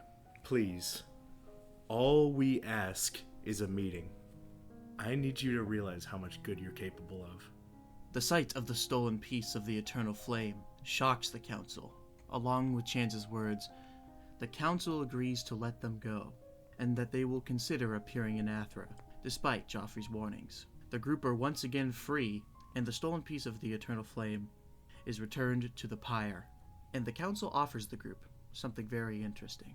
It is customary for those who make their pilgrimage to the top of Egon, if they so choose, to convene with the eternal flame. As I reached my hand in the fire, my hand began to scorch. Felt the heat radiating in every part of my hand, every bit of my body.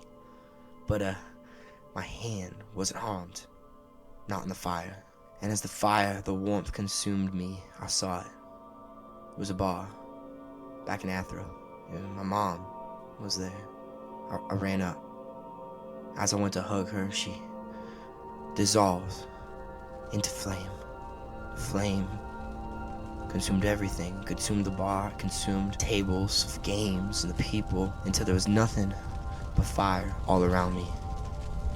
And then it began to consume me, and I stood there. I couldn't see what I looked like, but I then knew I was changed. And in a moment, I was back in that church in Egon, surrounded by my friends. Well, I reached my hand into that fire, and for a split second, I felt like I was being bitten by the hottest fire I'd ever felt. And just like that, it went cold again. I smelled wood burning at a fireplace and coffee brewing. Heard the sound of an old jukebox humming something mighty sweet. And when I opened my eyes, I was back in old Al Janko's office. He was reading one of his fantasy books that he was always so fond of. He gestured me to sit, got me a snack. Felt like I was a kid again. You know, I had so many questions for him, I couldn't even figure out what to say. Sat there for a while. Eventually, I just broke the silence and blurted it out. Said, Al, I spent so many years as Ace, I don't think I know who Chance is. In that old voice, he said, Kiddo, it's not up to me or Jed or anyone else to decide that. You need to decide for yourself who you are. Sometimes it takes a man his whole life to figure out who he is. Some don't figure it out at all. The important thing is not to sit around and wait for life to come at you. If you've got something you know needs doing, don't wait another second. I said, Al, how am I supposed to know once I'm a good man? Then he laughed and said, Kiddo, you haven't figured that out yet? Just like that, I was back in Egon. That old bastard always liked to get the last word. Hey guys. This is the final Oh, pause. is this the point of no return? This is the point of no return. We're If you have here. anything to Oh, say, boy. if you have anything to say before we end this video, this would be the time. ChatGPT called it. I just want to say. Don't fuck you mean. I love you all. Hey, Mister, I wasn't in the session. Drew, how are you feeling about the non-material playing section of this video? I love it, dude. I remember Connor telling me about this part. It's really fun seeing how it actually not how it actually played out, but how it played out from your guys' perspective. Right. I can't believe Connor spoiled book 2 Infersia video. That's crazy. I know. So unfortunate. He did it 2 years ago. Insane. It is what it is. This next section, though, I told Therese that it was the most important section to me. So I hope you enjoy it too, Reese, because you're the only other person in it. You can't be saying that. Chance, how do I truly become a performative male? You haven't figured that out yet? Chance, before I become 6 feet tall. Fuck you! I hope you know most of the stuff I said I didn't write down. I that was off the dome. Fuck you. And there I was in old Al Janko's apartment. He was reading his classic feminist literature like usual. On a matcha. Some Jane Austen. Oh my gosh. He was sitting down, but you could tell he was 6 feet tall. We're so bad. I come back and the first thing I hear is y'all still talking about the angel is 6 foot. Well, no. Al Janko, you're back in Al Janko's office. He's sipping on some matcha and he's reading some feminist literature. This train we're bound for glory. Oh hey Al, I haven't seen you in a while. How you been?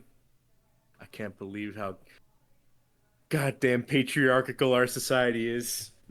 Damn right. That's right. That's right, bro. I feel that too. 6 feet, by the way. It's gonna kill us. Baldur still doesn't know about Deidreville. That's true. That's true. This is true. He Baldur will doesn't never know. He will never know. He'll never know. He still thinks Chance is the perfect person.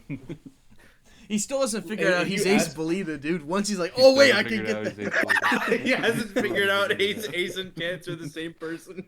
Which is crazy because that's how they met. He was hunting down Ace Belita. Yep. Chance, can you help me split this 100 gold 50-50? That was one of the most shocked I've ever been in a D&D session. I had to recollect myself for 5 minutes. It was like, okay, Chance, we have 100 gold here, but unfortunately I cannot count to 100. So do you mind helping me split this 50-50? To be fair, he couldn't count to 4 either. But he can. Shout out Baldur, dude. 50-50. He could count to 3 a bunch of times. Oh! Trust me, I was aware of that situation. I've had this image stuck in my head ever since it got described. I had to draw it in this page. That's what. Oh, is that's that the what ice? Everyone else was kneeling. Angel was aura farming. This is exactly what Renoir looked like. This is like fucking Spampton.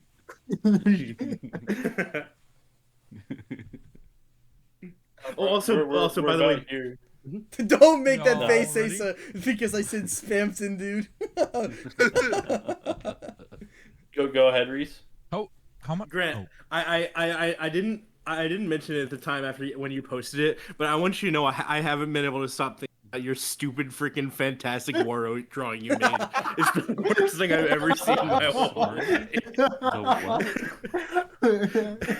I haven't seen this. What were you gonna say, Ben? How far back is it? How far left in the video do we have? We have 20 minutes. Oh, okay. Yeah, we've watched That an hour and a much half. implausible. Wow. Yeah, 20 minutes of unpausable. I will warn you, 9 of it is like bloopers, so we actually have like 11 minutes. Oh, yes. Okay, that's right. go. Oh, Yeah. Okay, I just remembered. Yep. Mhm. So, This How will much be of the Oh no! bloopers What does kind of Ace have? evil bloopers are there? there is very evil bloopers. I'm warning There's at you least- specifically, Reese. There's at least What did I three do? slurs. It's 80% restuttering. There we go. This is the fantastic Waro drawing, by the way. I hate that, dude. I hate that so much. I drew that at midnight with my finger.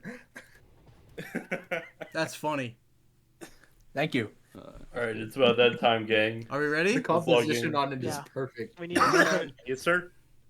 All right. Final marathon. Enjoy. Then you laughed and said, "Kiddo, you haven't figured that out yet?" Just like that, I was back in Egon. That old bastard always liked to get the last word.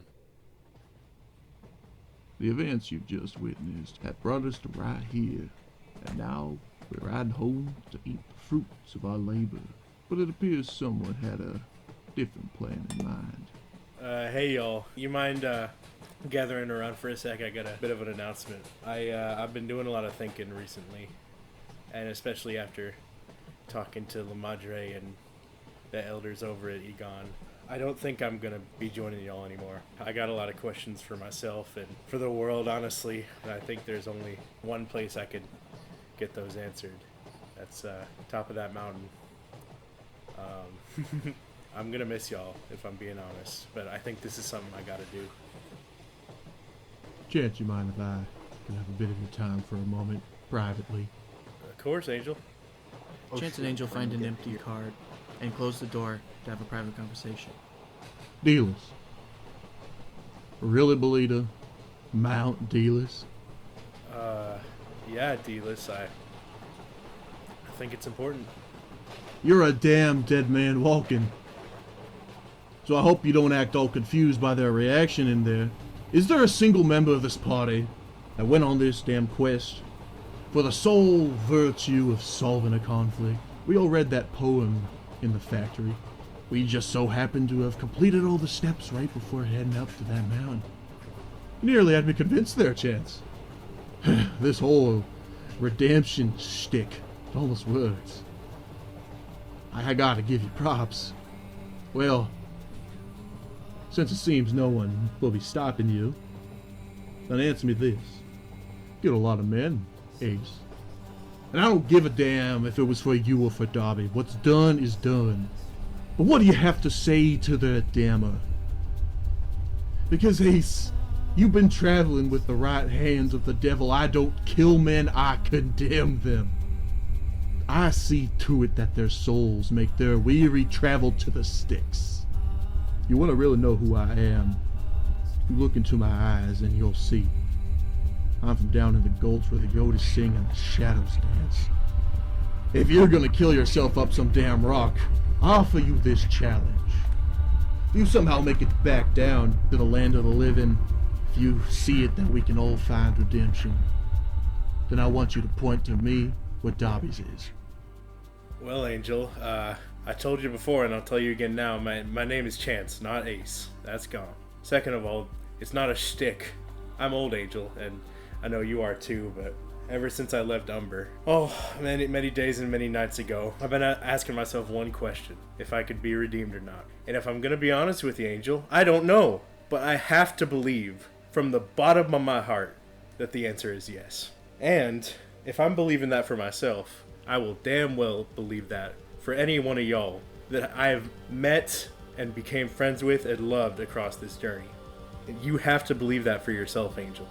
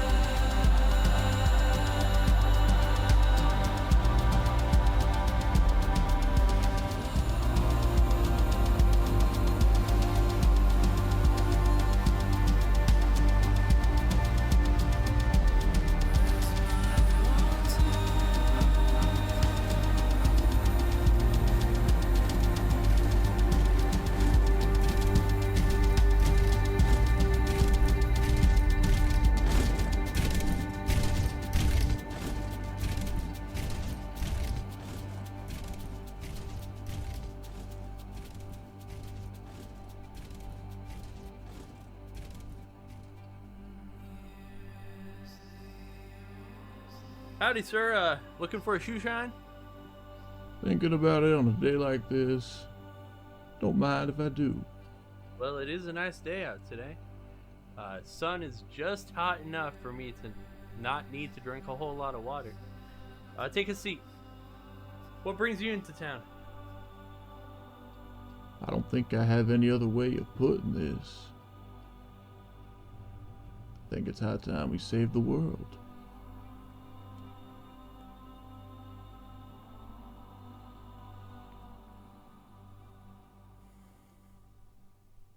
Chance left the ultimate goal of the party up to the rest of the group, basically. His empathy towards all people and his basically raw charisma had helped them a ton and gotten them to this point. But now, they were left to their own devices. The mayors gathered in preparation for their arrival, and the first to appear through an icy rift, all bejeweled and intimidating as ever, was La Madre, and soon after arrived the Council of Egon. Things began intensely, with both sides providing valid grievances against each other, of things that their people have suffered because of the other, and the mortals were left to mediate. Everyone took their turn providing anecdotes and compromises, with neither side seemingly willing to give up anything. Tartarus provided back to you the eternal flame that they stole so long ago. And did you not accept this gift when we provided it to you? We may act as mediaries, but we have just as much stake in this as the rest of you. If you allow us to support you, we could all thrive together. All statements that could have been made were provided, and the group was ushered out of the room to allow for the two parties to make up their minds. And this was brought down, as many important things in D&D do, to a dice roll.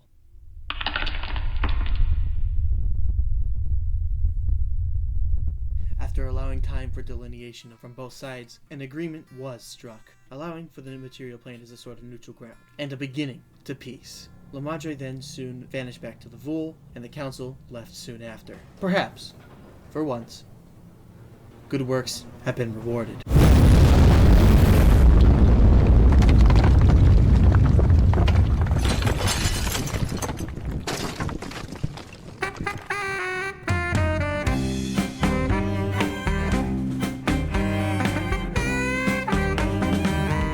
I'm free. I'm free.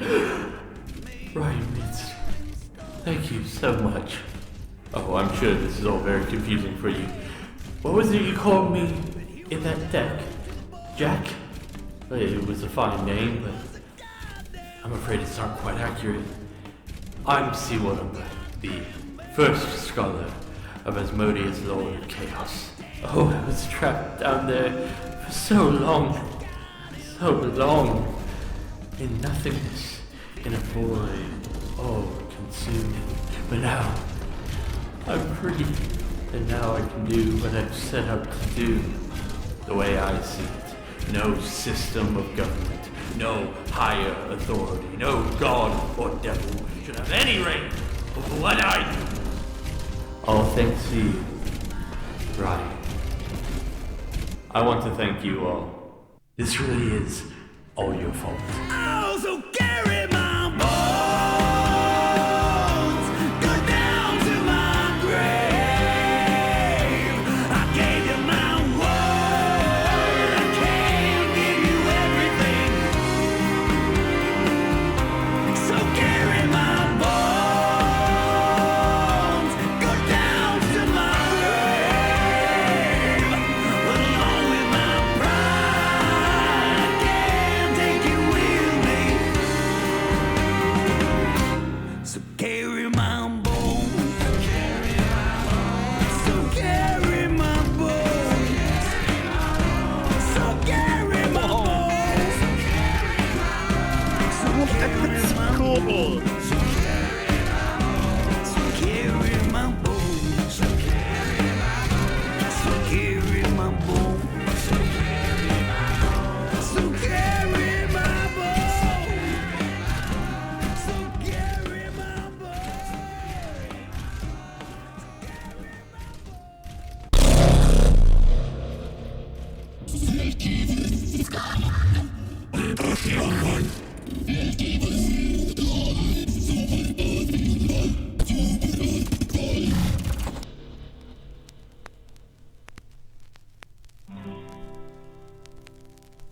What? This train is bound for glory. Oh, a This train, of course. We're getting railroaded. This train is bound for Is that glory. Johnny This Cash? train- Sam, did you get a Johnny Cash song for this? How much did that This train is cost? bound for glory. Don't No, that's not ride Johnny Cash. nothing Never but mind, the never mind. righteous and the holy. But dude, what? This train is bound for glory. This train. All images of during the what is it called, the factory were Colin's videos. Wow. Dude, Colin mentioned we're so back. Oh, from his fucking liminal space shit that he did. Why question mark? That's his actual name on YouTube. Really? It is. Okay. That's his full account on YouTube. This train is bound for glory. Sam, you know what we gotta do? We gotta get We gotta watch the Infersia bloopers. Gmod character models and then go to Deidreville map. This train is built for speed now. This train. Dang, that's so good. This That was so train is good. built for What? speed now. This train. This train is built for speed now. Fastest train you ever did see now. This train is bound for Bloopers. glory. This train.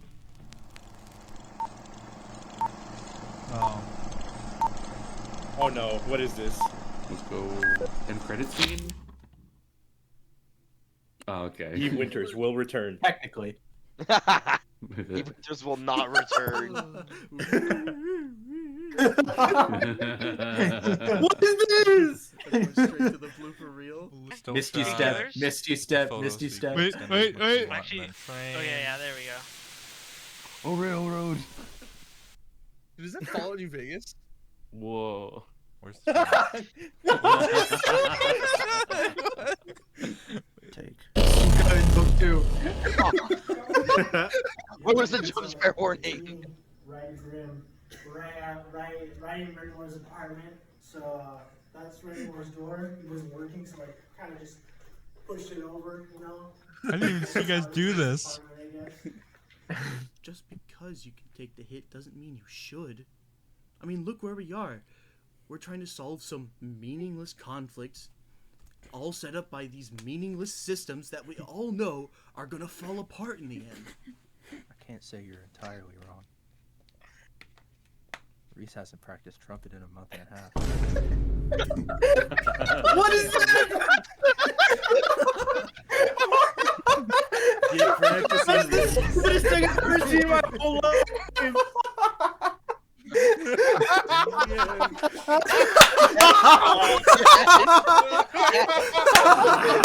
I warned you!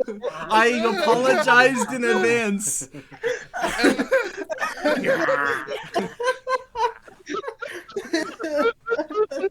You know how hard it is to hide the fact that we recorded that 2 months ago? We're like, all right, we need to finish. We need to record Ryan's most emotional scene in the entire story of Infersia, and then afterwards he's like, "Hey, what if we made a fake blooper of where I just break character and say, practice your trumpet, Reese." What? Yeah. Can we watch that again? Yeah, man. No, we can't. Get practicing, Reese.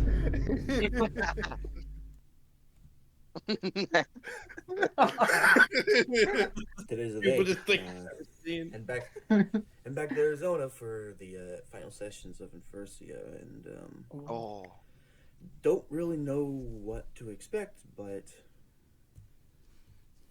gonna be a good time.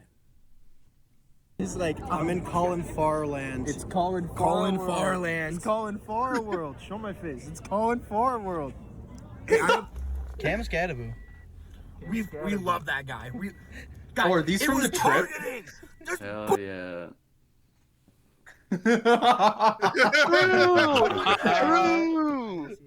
Please stop him from I didn't see it. dude. I didn't fucking fart. Did you fucking fart?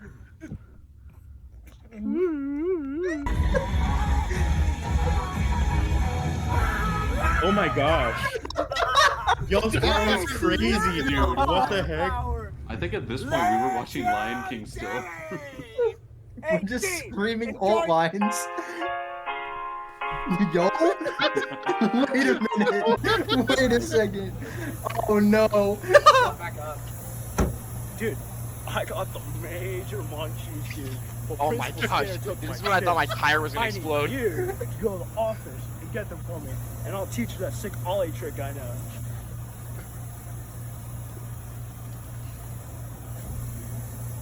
Dude, you're like weirding me out, but I got the major munchies, dude. Unfortunately, Principal Skinner took my chips. I need you to go to the office. NPC dialogue is this. Are you guys filling up a tire with air? Yes. Yeah. Yeah, my tire was flat. Oh, Darby's Cafe, bro. Darby's Cafe. Dude, Darby's. I have not taken a photo. This is a video. Say something for Jed Darby. What's up, Jed Darby? What does Chance have to say about Jed Darby at this moment? I'm mid on him. I'm mid on him at the current moment. Dude, when he shows up at your place and he's an archer level, Yeah, it's gonna be great. No, that's a spoiler. That was a gnarly dick. See, I know this ollie trick when I got the munchies, dude. Principal Skinner took my chips.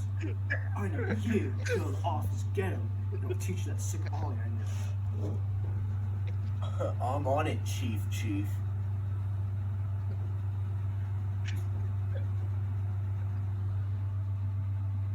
Fuck you staring at.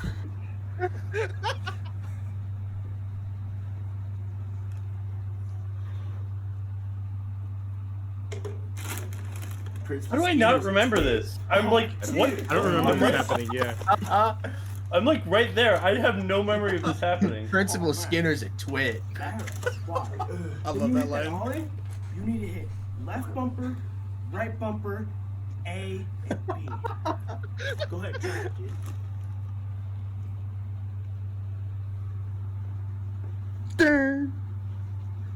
What is going on? Dude, Reese in the background. Dude, one more time.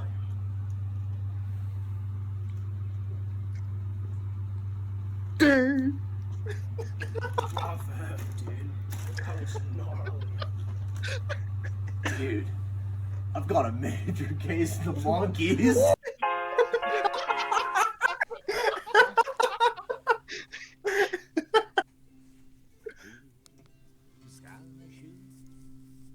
Recognize this, Ben?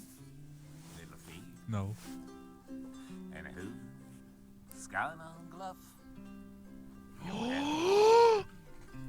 It's him! And who? Scout up this Hilret Rebel Lips. And who? Gonna be your man. And who's gonna be your man? My papa's gonna shoot my pretty little feet. My mama's gonna glove my hand. And my sister's gonna kiss your red ruby lips. 'Cause I don't need no man. 'Cause I don't need no man. I don't need no man, oh boys. I don't need no man. Was this him singing? Yes. My red ruby lips. 'Cause I don't need no man.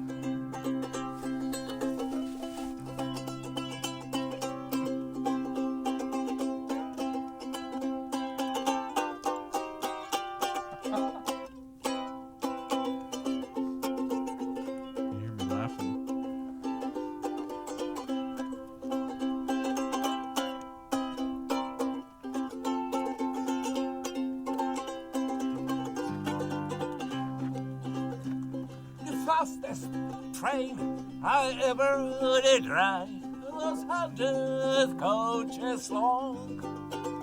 And the only woman I ever did love, she was on that train and gone. She was on that train and gone.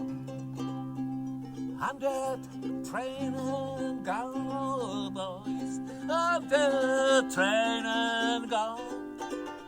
The only woman I ever did love, she was on that train and gone.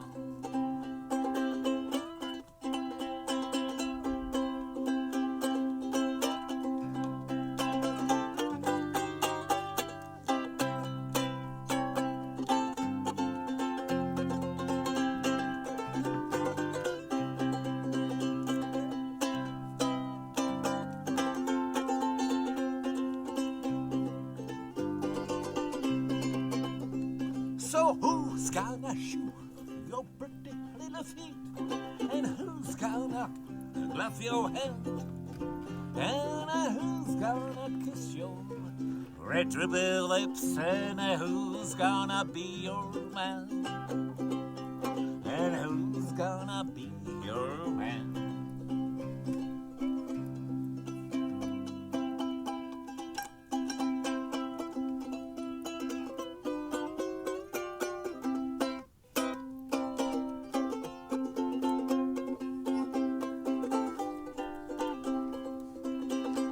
Oh, fuck off. Fuck you. Awesome. Ryan missed. That's very country. Brilliant. That's what I like to play. Dude, what? That was awesome. Dude, I So forgot good. about Milan completely. That's crazy. I You recorded it. I huh? recorded his ukulele performance. That was Dude, that was good. peak. And that's Ben's dad on the guitar that you hear is the bass line in that song. He didn't know what the So- song was, but he was just listening were- to like the chord progressions. So we were just three dudes in the middle of Death Valley with like the nearest civilization to us is like 140 miles or something. And here comes this random dude out in the middle of the desert. Just walks up to the Straight campfire. from Yeah, dude. fresh It from was crazy. from Central Europe. Strong That's so cool, Czechian dude. accent. He's been living in Washington now for years now, and he basically told us his life story. And what was the car that he had? It was a Nissan. It was the good one. Like not a Titan. It was the SUV. Oh, Xterra. Yeah, Nissan he Xterra. brought an Xterra, just like non-modded, fully stock, and he off-roaded with us all the way up to Charles Manson's up the canyon and everything. So we just befriended a Forgot guy about up there. How old was he? He was full white hair, 50. long white hair, Yeah. white beard. This guy was a D&D character. I think you met Al Janko. You met Peter True, dude. I do. If you guys are still watching the stream, I don't know if any of you caught this, but obviously I saw some of you enjoy the newspapers I had created. Yeah. I wanted to show you. I was gonna say if Cinema Sins were to go through all of them, would they actually be about? I would what's like for you going to on? read the title of this one. Thanks for the show. No, Asmodeus, above that. thanks for the show. Yeah, there you go. Oh. Asmodeus. Oh. It's Asmodeus thanking you for Yeah. giving him an excellent performance in book 2. That's- so there's a lot of that's hidden insane. information if you want to read about the new new Darbies, Darbies. the Mockingbirds, and Catch Renoir's tour this week. I'd suggest you watch. That's so fun. Yes. What? Wait, I need that. I suggest you go to pause the video once they upload it to YouTube. Oh my god. I'm gonna special request for a Mockingbird's apostrophe video, and then after release, it's confirmed that the title is really the new Darbies. The new true, it's the Thunderbolts. I'll adapt Connor's book. Okay, Sam, I gotta go, so I'm just gonna give you all my thoughts right now. Okay. Cool. Stars and Wishes. Yeah, let's do Stars stars and and wishes. wishes. Fuck it. 100%. Like you said, Paulie compared to the first one, 10 times better. I see myself would often just pull this up just to watch it again. I really like the style change where it's more of us playing the characters instead of you narrating the whole thing. I really like that. Art was amazing. I love the cartoons, the little analog cartoons. Would you Love like to that. hear what they are? Just message to me, and I'll look them up. And general. honestly, it was just you outdid yourself. So great job. I appreciate. I don't really have a star or a wish. There is really no wish. What did you guys think of the character arts this time? You guys didn't Dude, get they were nearly as awesome. much information. Obviously, he knew Yeah. what this project was because he had watched the first video. So, what do you guys think of those?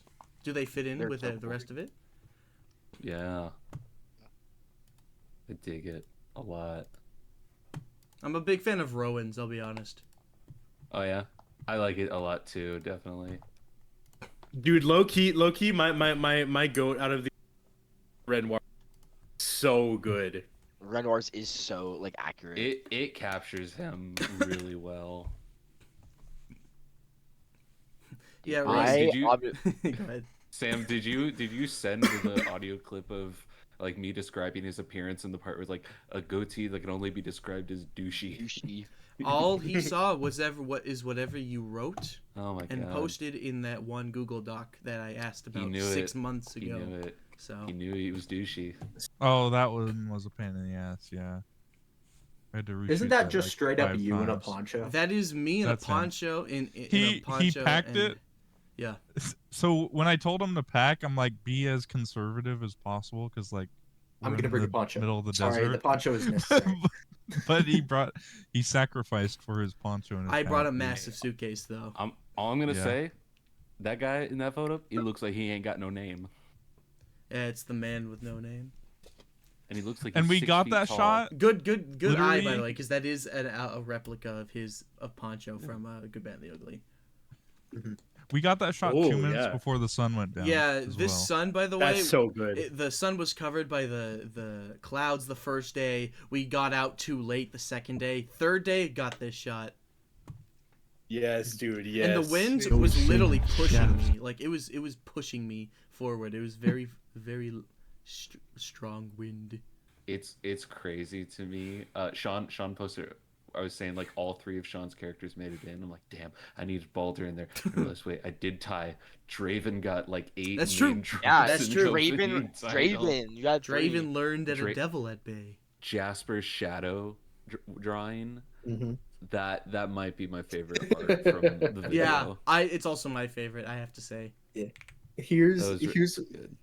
here's what I was gonna say about all the art, so you can understand the fucking madness that I put myself through.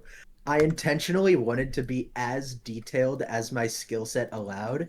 Mm-hmm. So every single one of the drawings that you saw in the video was actually a compressed version by 10 times. Oh my god. Whoa. They were the one because the file sizes, PNGs don't let you exceed 3,000 pixels in a direction, I didn't know that. or like 4,000 or something. But those ones, the ones I exported, were 3640 by 2160, which is the exact YouTube video resolution, upscaled a little bit. I drew every single one of these images in 36,400 by 21,600 pixels. The file size, the largest file size was the Angel Nightmare image. Before I compressed it, it was 0.5 gigabyte. That's so funny. I do have one question about one of the pictures, Grant. Yeah, which one? The Umber one. Okay. Chances there. Fuck. Yeah, that's right. That's right, buddy. You're totally right about Dang that it, too, dude. eh? That's funny. Well, fuck. That's funny. Yeah. I just want to say, like, dude, you outdid yourself. Like, Sam, like, that was Yeah. so immensely great. Like, it is a treat to, like, have a friend that's so talented. And then, like, not that we just get to share this, but then, like, we get to relish in it and have something to show for years to come. Otherwise, like, we'll forget. Like, just thank you, everyone. Like, I'm just blessed to have y'all in my life. So, I do got to get out of here so I can get to work tomorrow. But love you guys. Art. Thanks for this time. See you guys around. Yeah, dude. Art. I love you, Sean. Bye, guys. The horror. You see this image, right? Right? I know how to fix this. That's Real. Oh, you got rid And of we're Umber. Fuck that guy.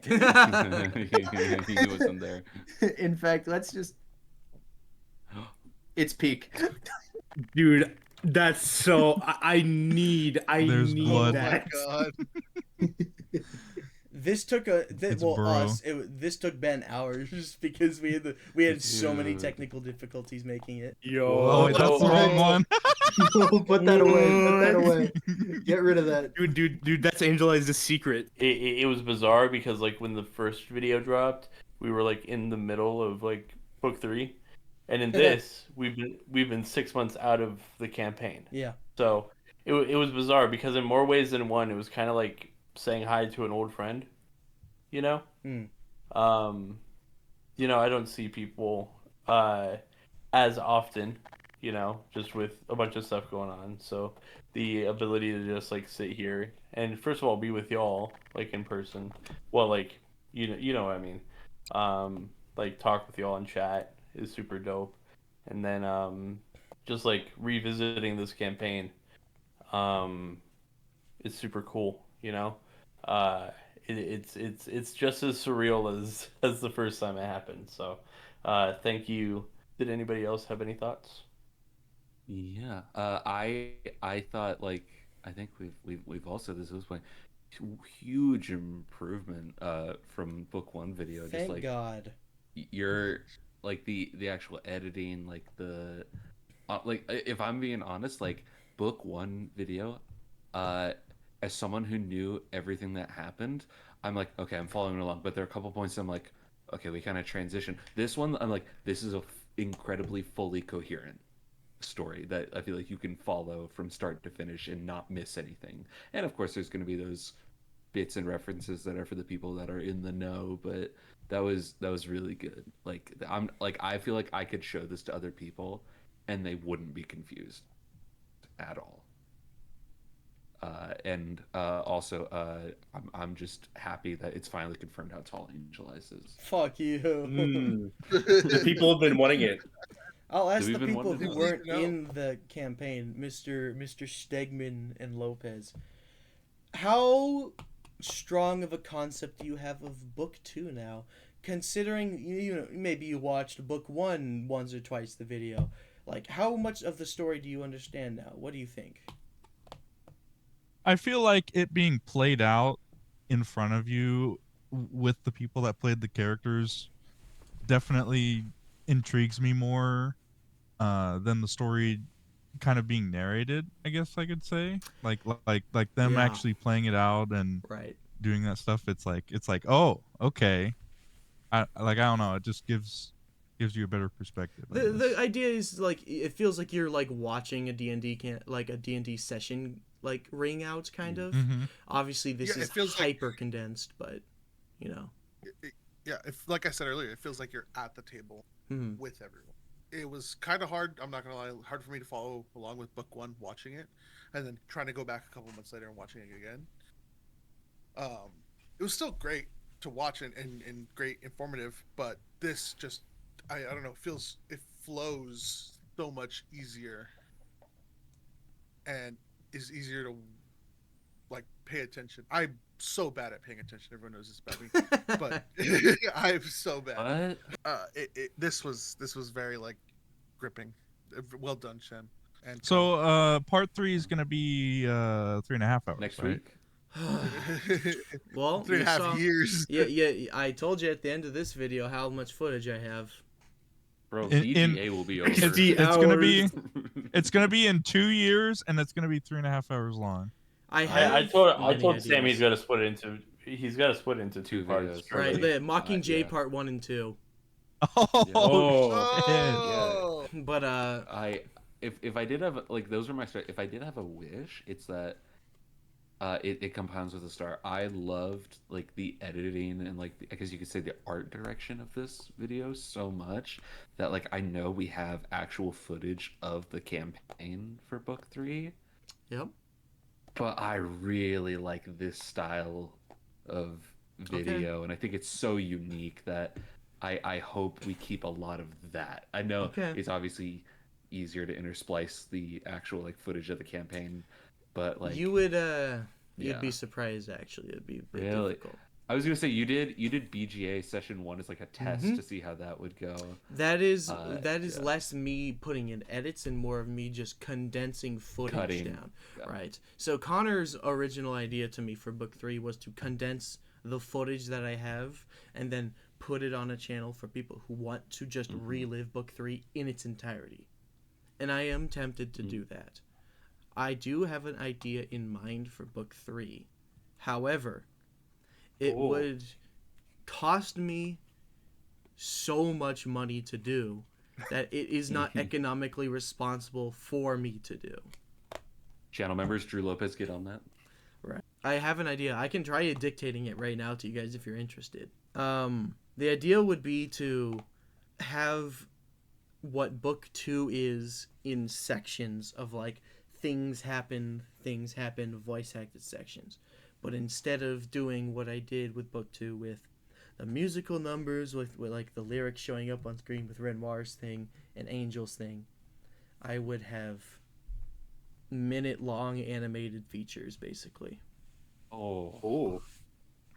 Whoa! And if you Bro, want to clear know, out the bank. I technically do have a storyboard for how it would open. It would have a musical open like you saw in book 1 and book 2. But then before that, technically it's a cold open with everyone leaving Athra and how that fell down. Technically it's book 2 footage and it would be animated. So, well, hello. If you are watching this, you either skipped through or actually watched through the 2.5 hour long reaction to Infersia Book 2. If you are watching this, you are also a member of this channel because it is a members only video, and I appreciate you for subscribing. I'll state one more time that all the funds gathered from memberships are placed back into specifically Infersia videos. I have never gained a profit from this channel. I have put more in than I have gotten out, and I intend to keep it that way. Now, with all that being said, the final conversation had in this video is some ideas I have for making book 3. Book 3 is not coming out anytime soon, and I still have no intention right now of actually starting to build it out. But I am starting to create a proof of concept, and this proof of concept is visualizations. So far, I have been able to utilize stock footage, my own photography, and the artistry of my friends and people that I know. This has worked for the type of video I've wanted to make for the past 2 books. Now, book 3 is this momentous, huge event, massive arc that I believe requires more than what currently is being utilized. So, I have developed a visualization method, aka 8-bit pixel animation. It's something that I can personally do without having to spend money on labor costs and technology. What you're seeing now is just a 6-frame animated loop of my character Angel Eyes, aura farming basically. I want to model out all the characters in this 8-bit art style and place them into a pixelated world and have them perform important scenes in this style. Now, this will require years of work of animation alone, let alone the sound design and the storyboarding like it has been in the past. So, for like the 4 or 5 people that may end up watching this, let me know what you think about this. Put a comment in telling me, does this look good? Is this something that I should pursue? Let me know, because I haven't told anyone else about this, but I want to be more transparent with specifically members just to see what they think I need an outsider's perspective on some of the things that I'm developing, so I don't waste more time than what's necessary. And thank you again.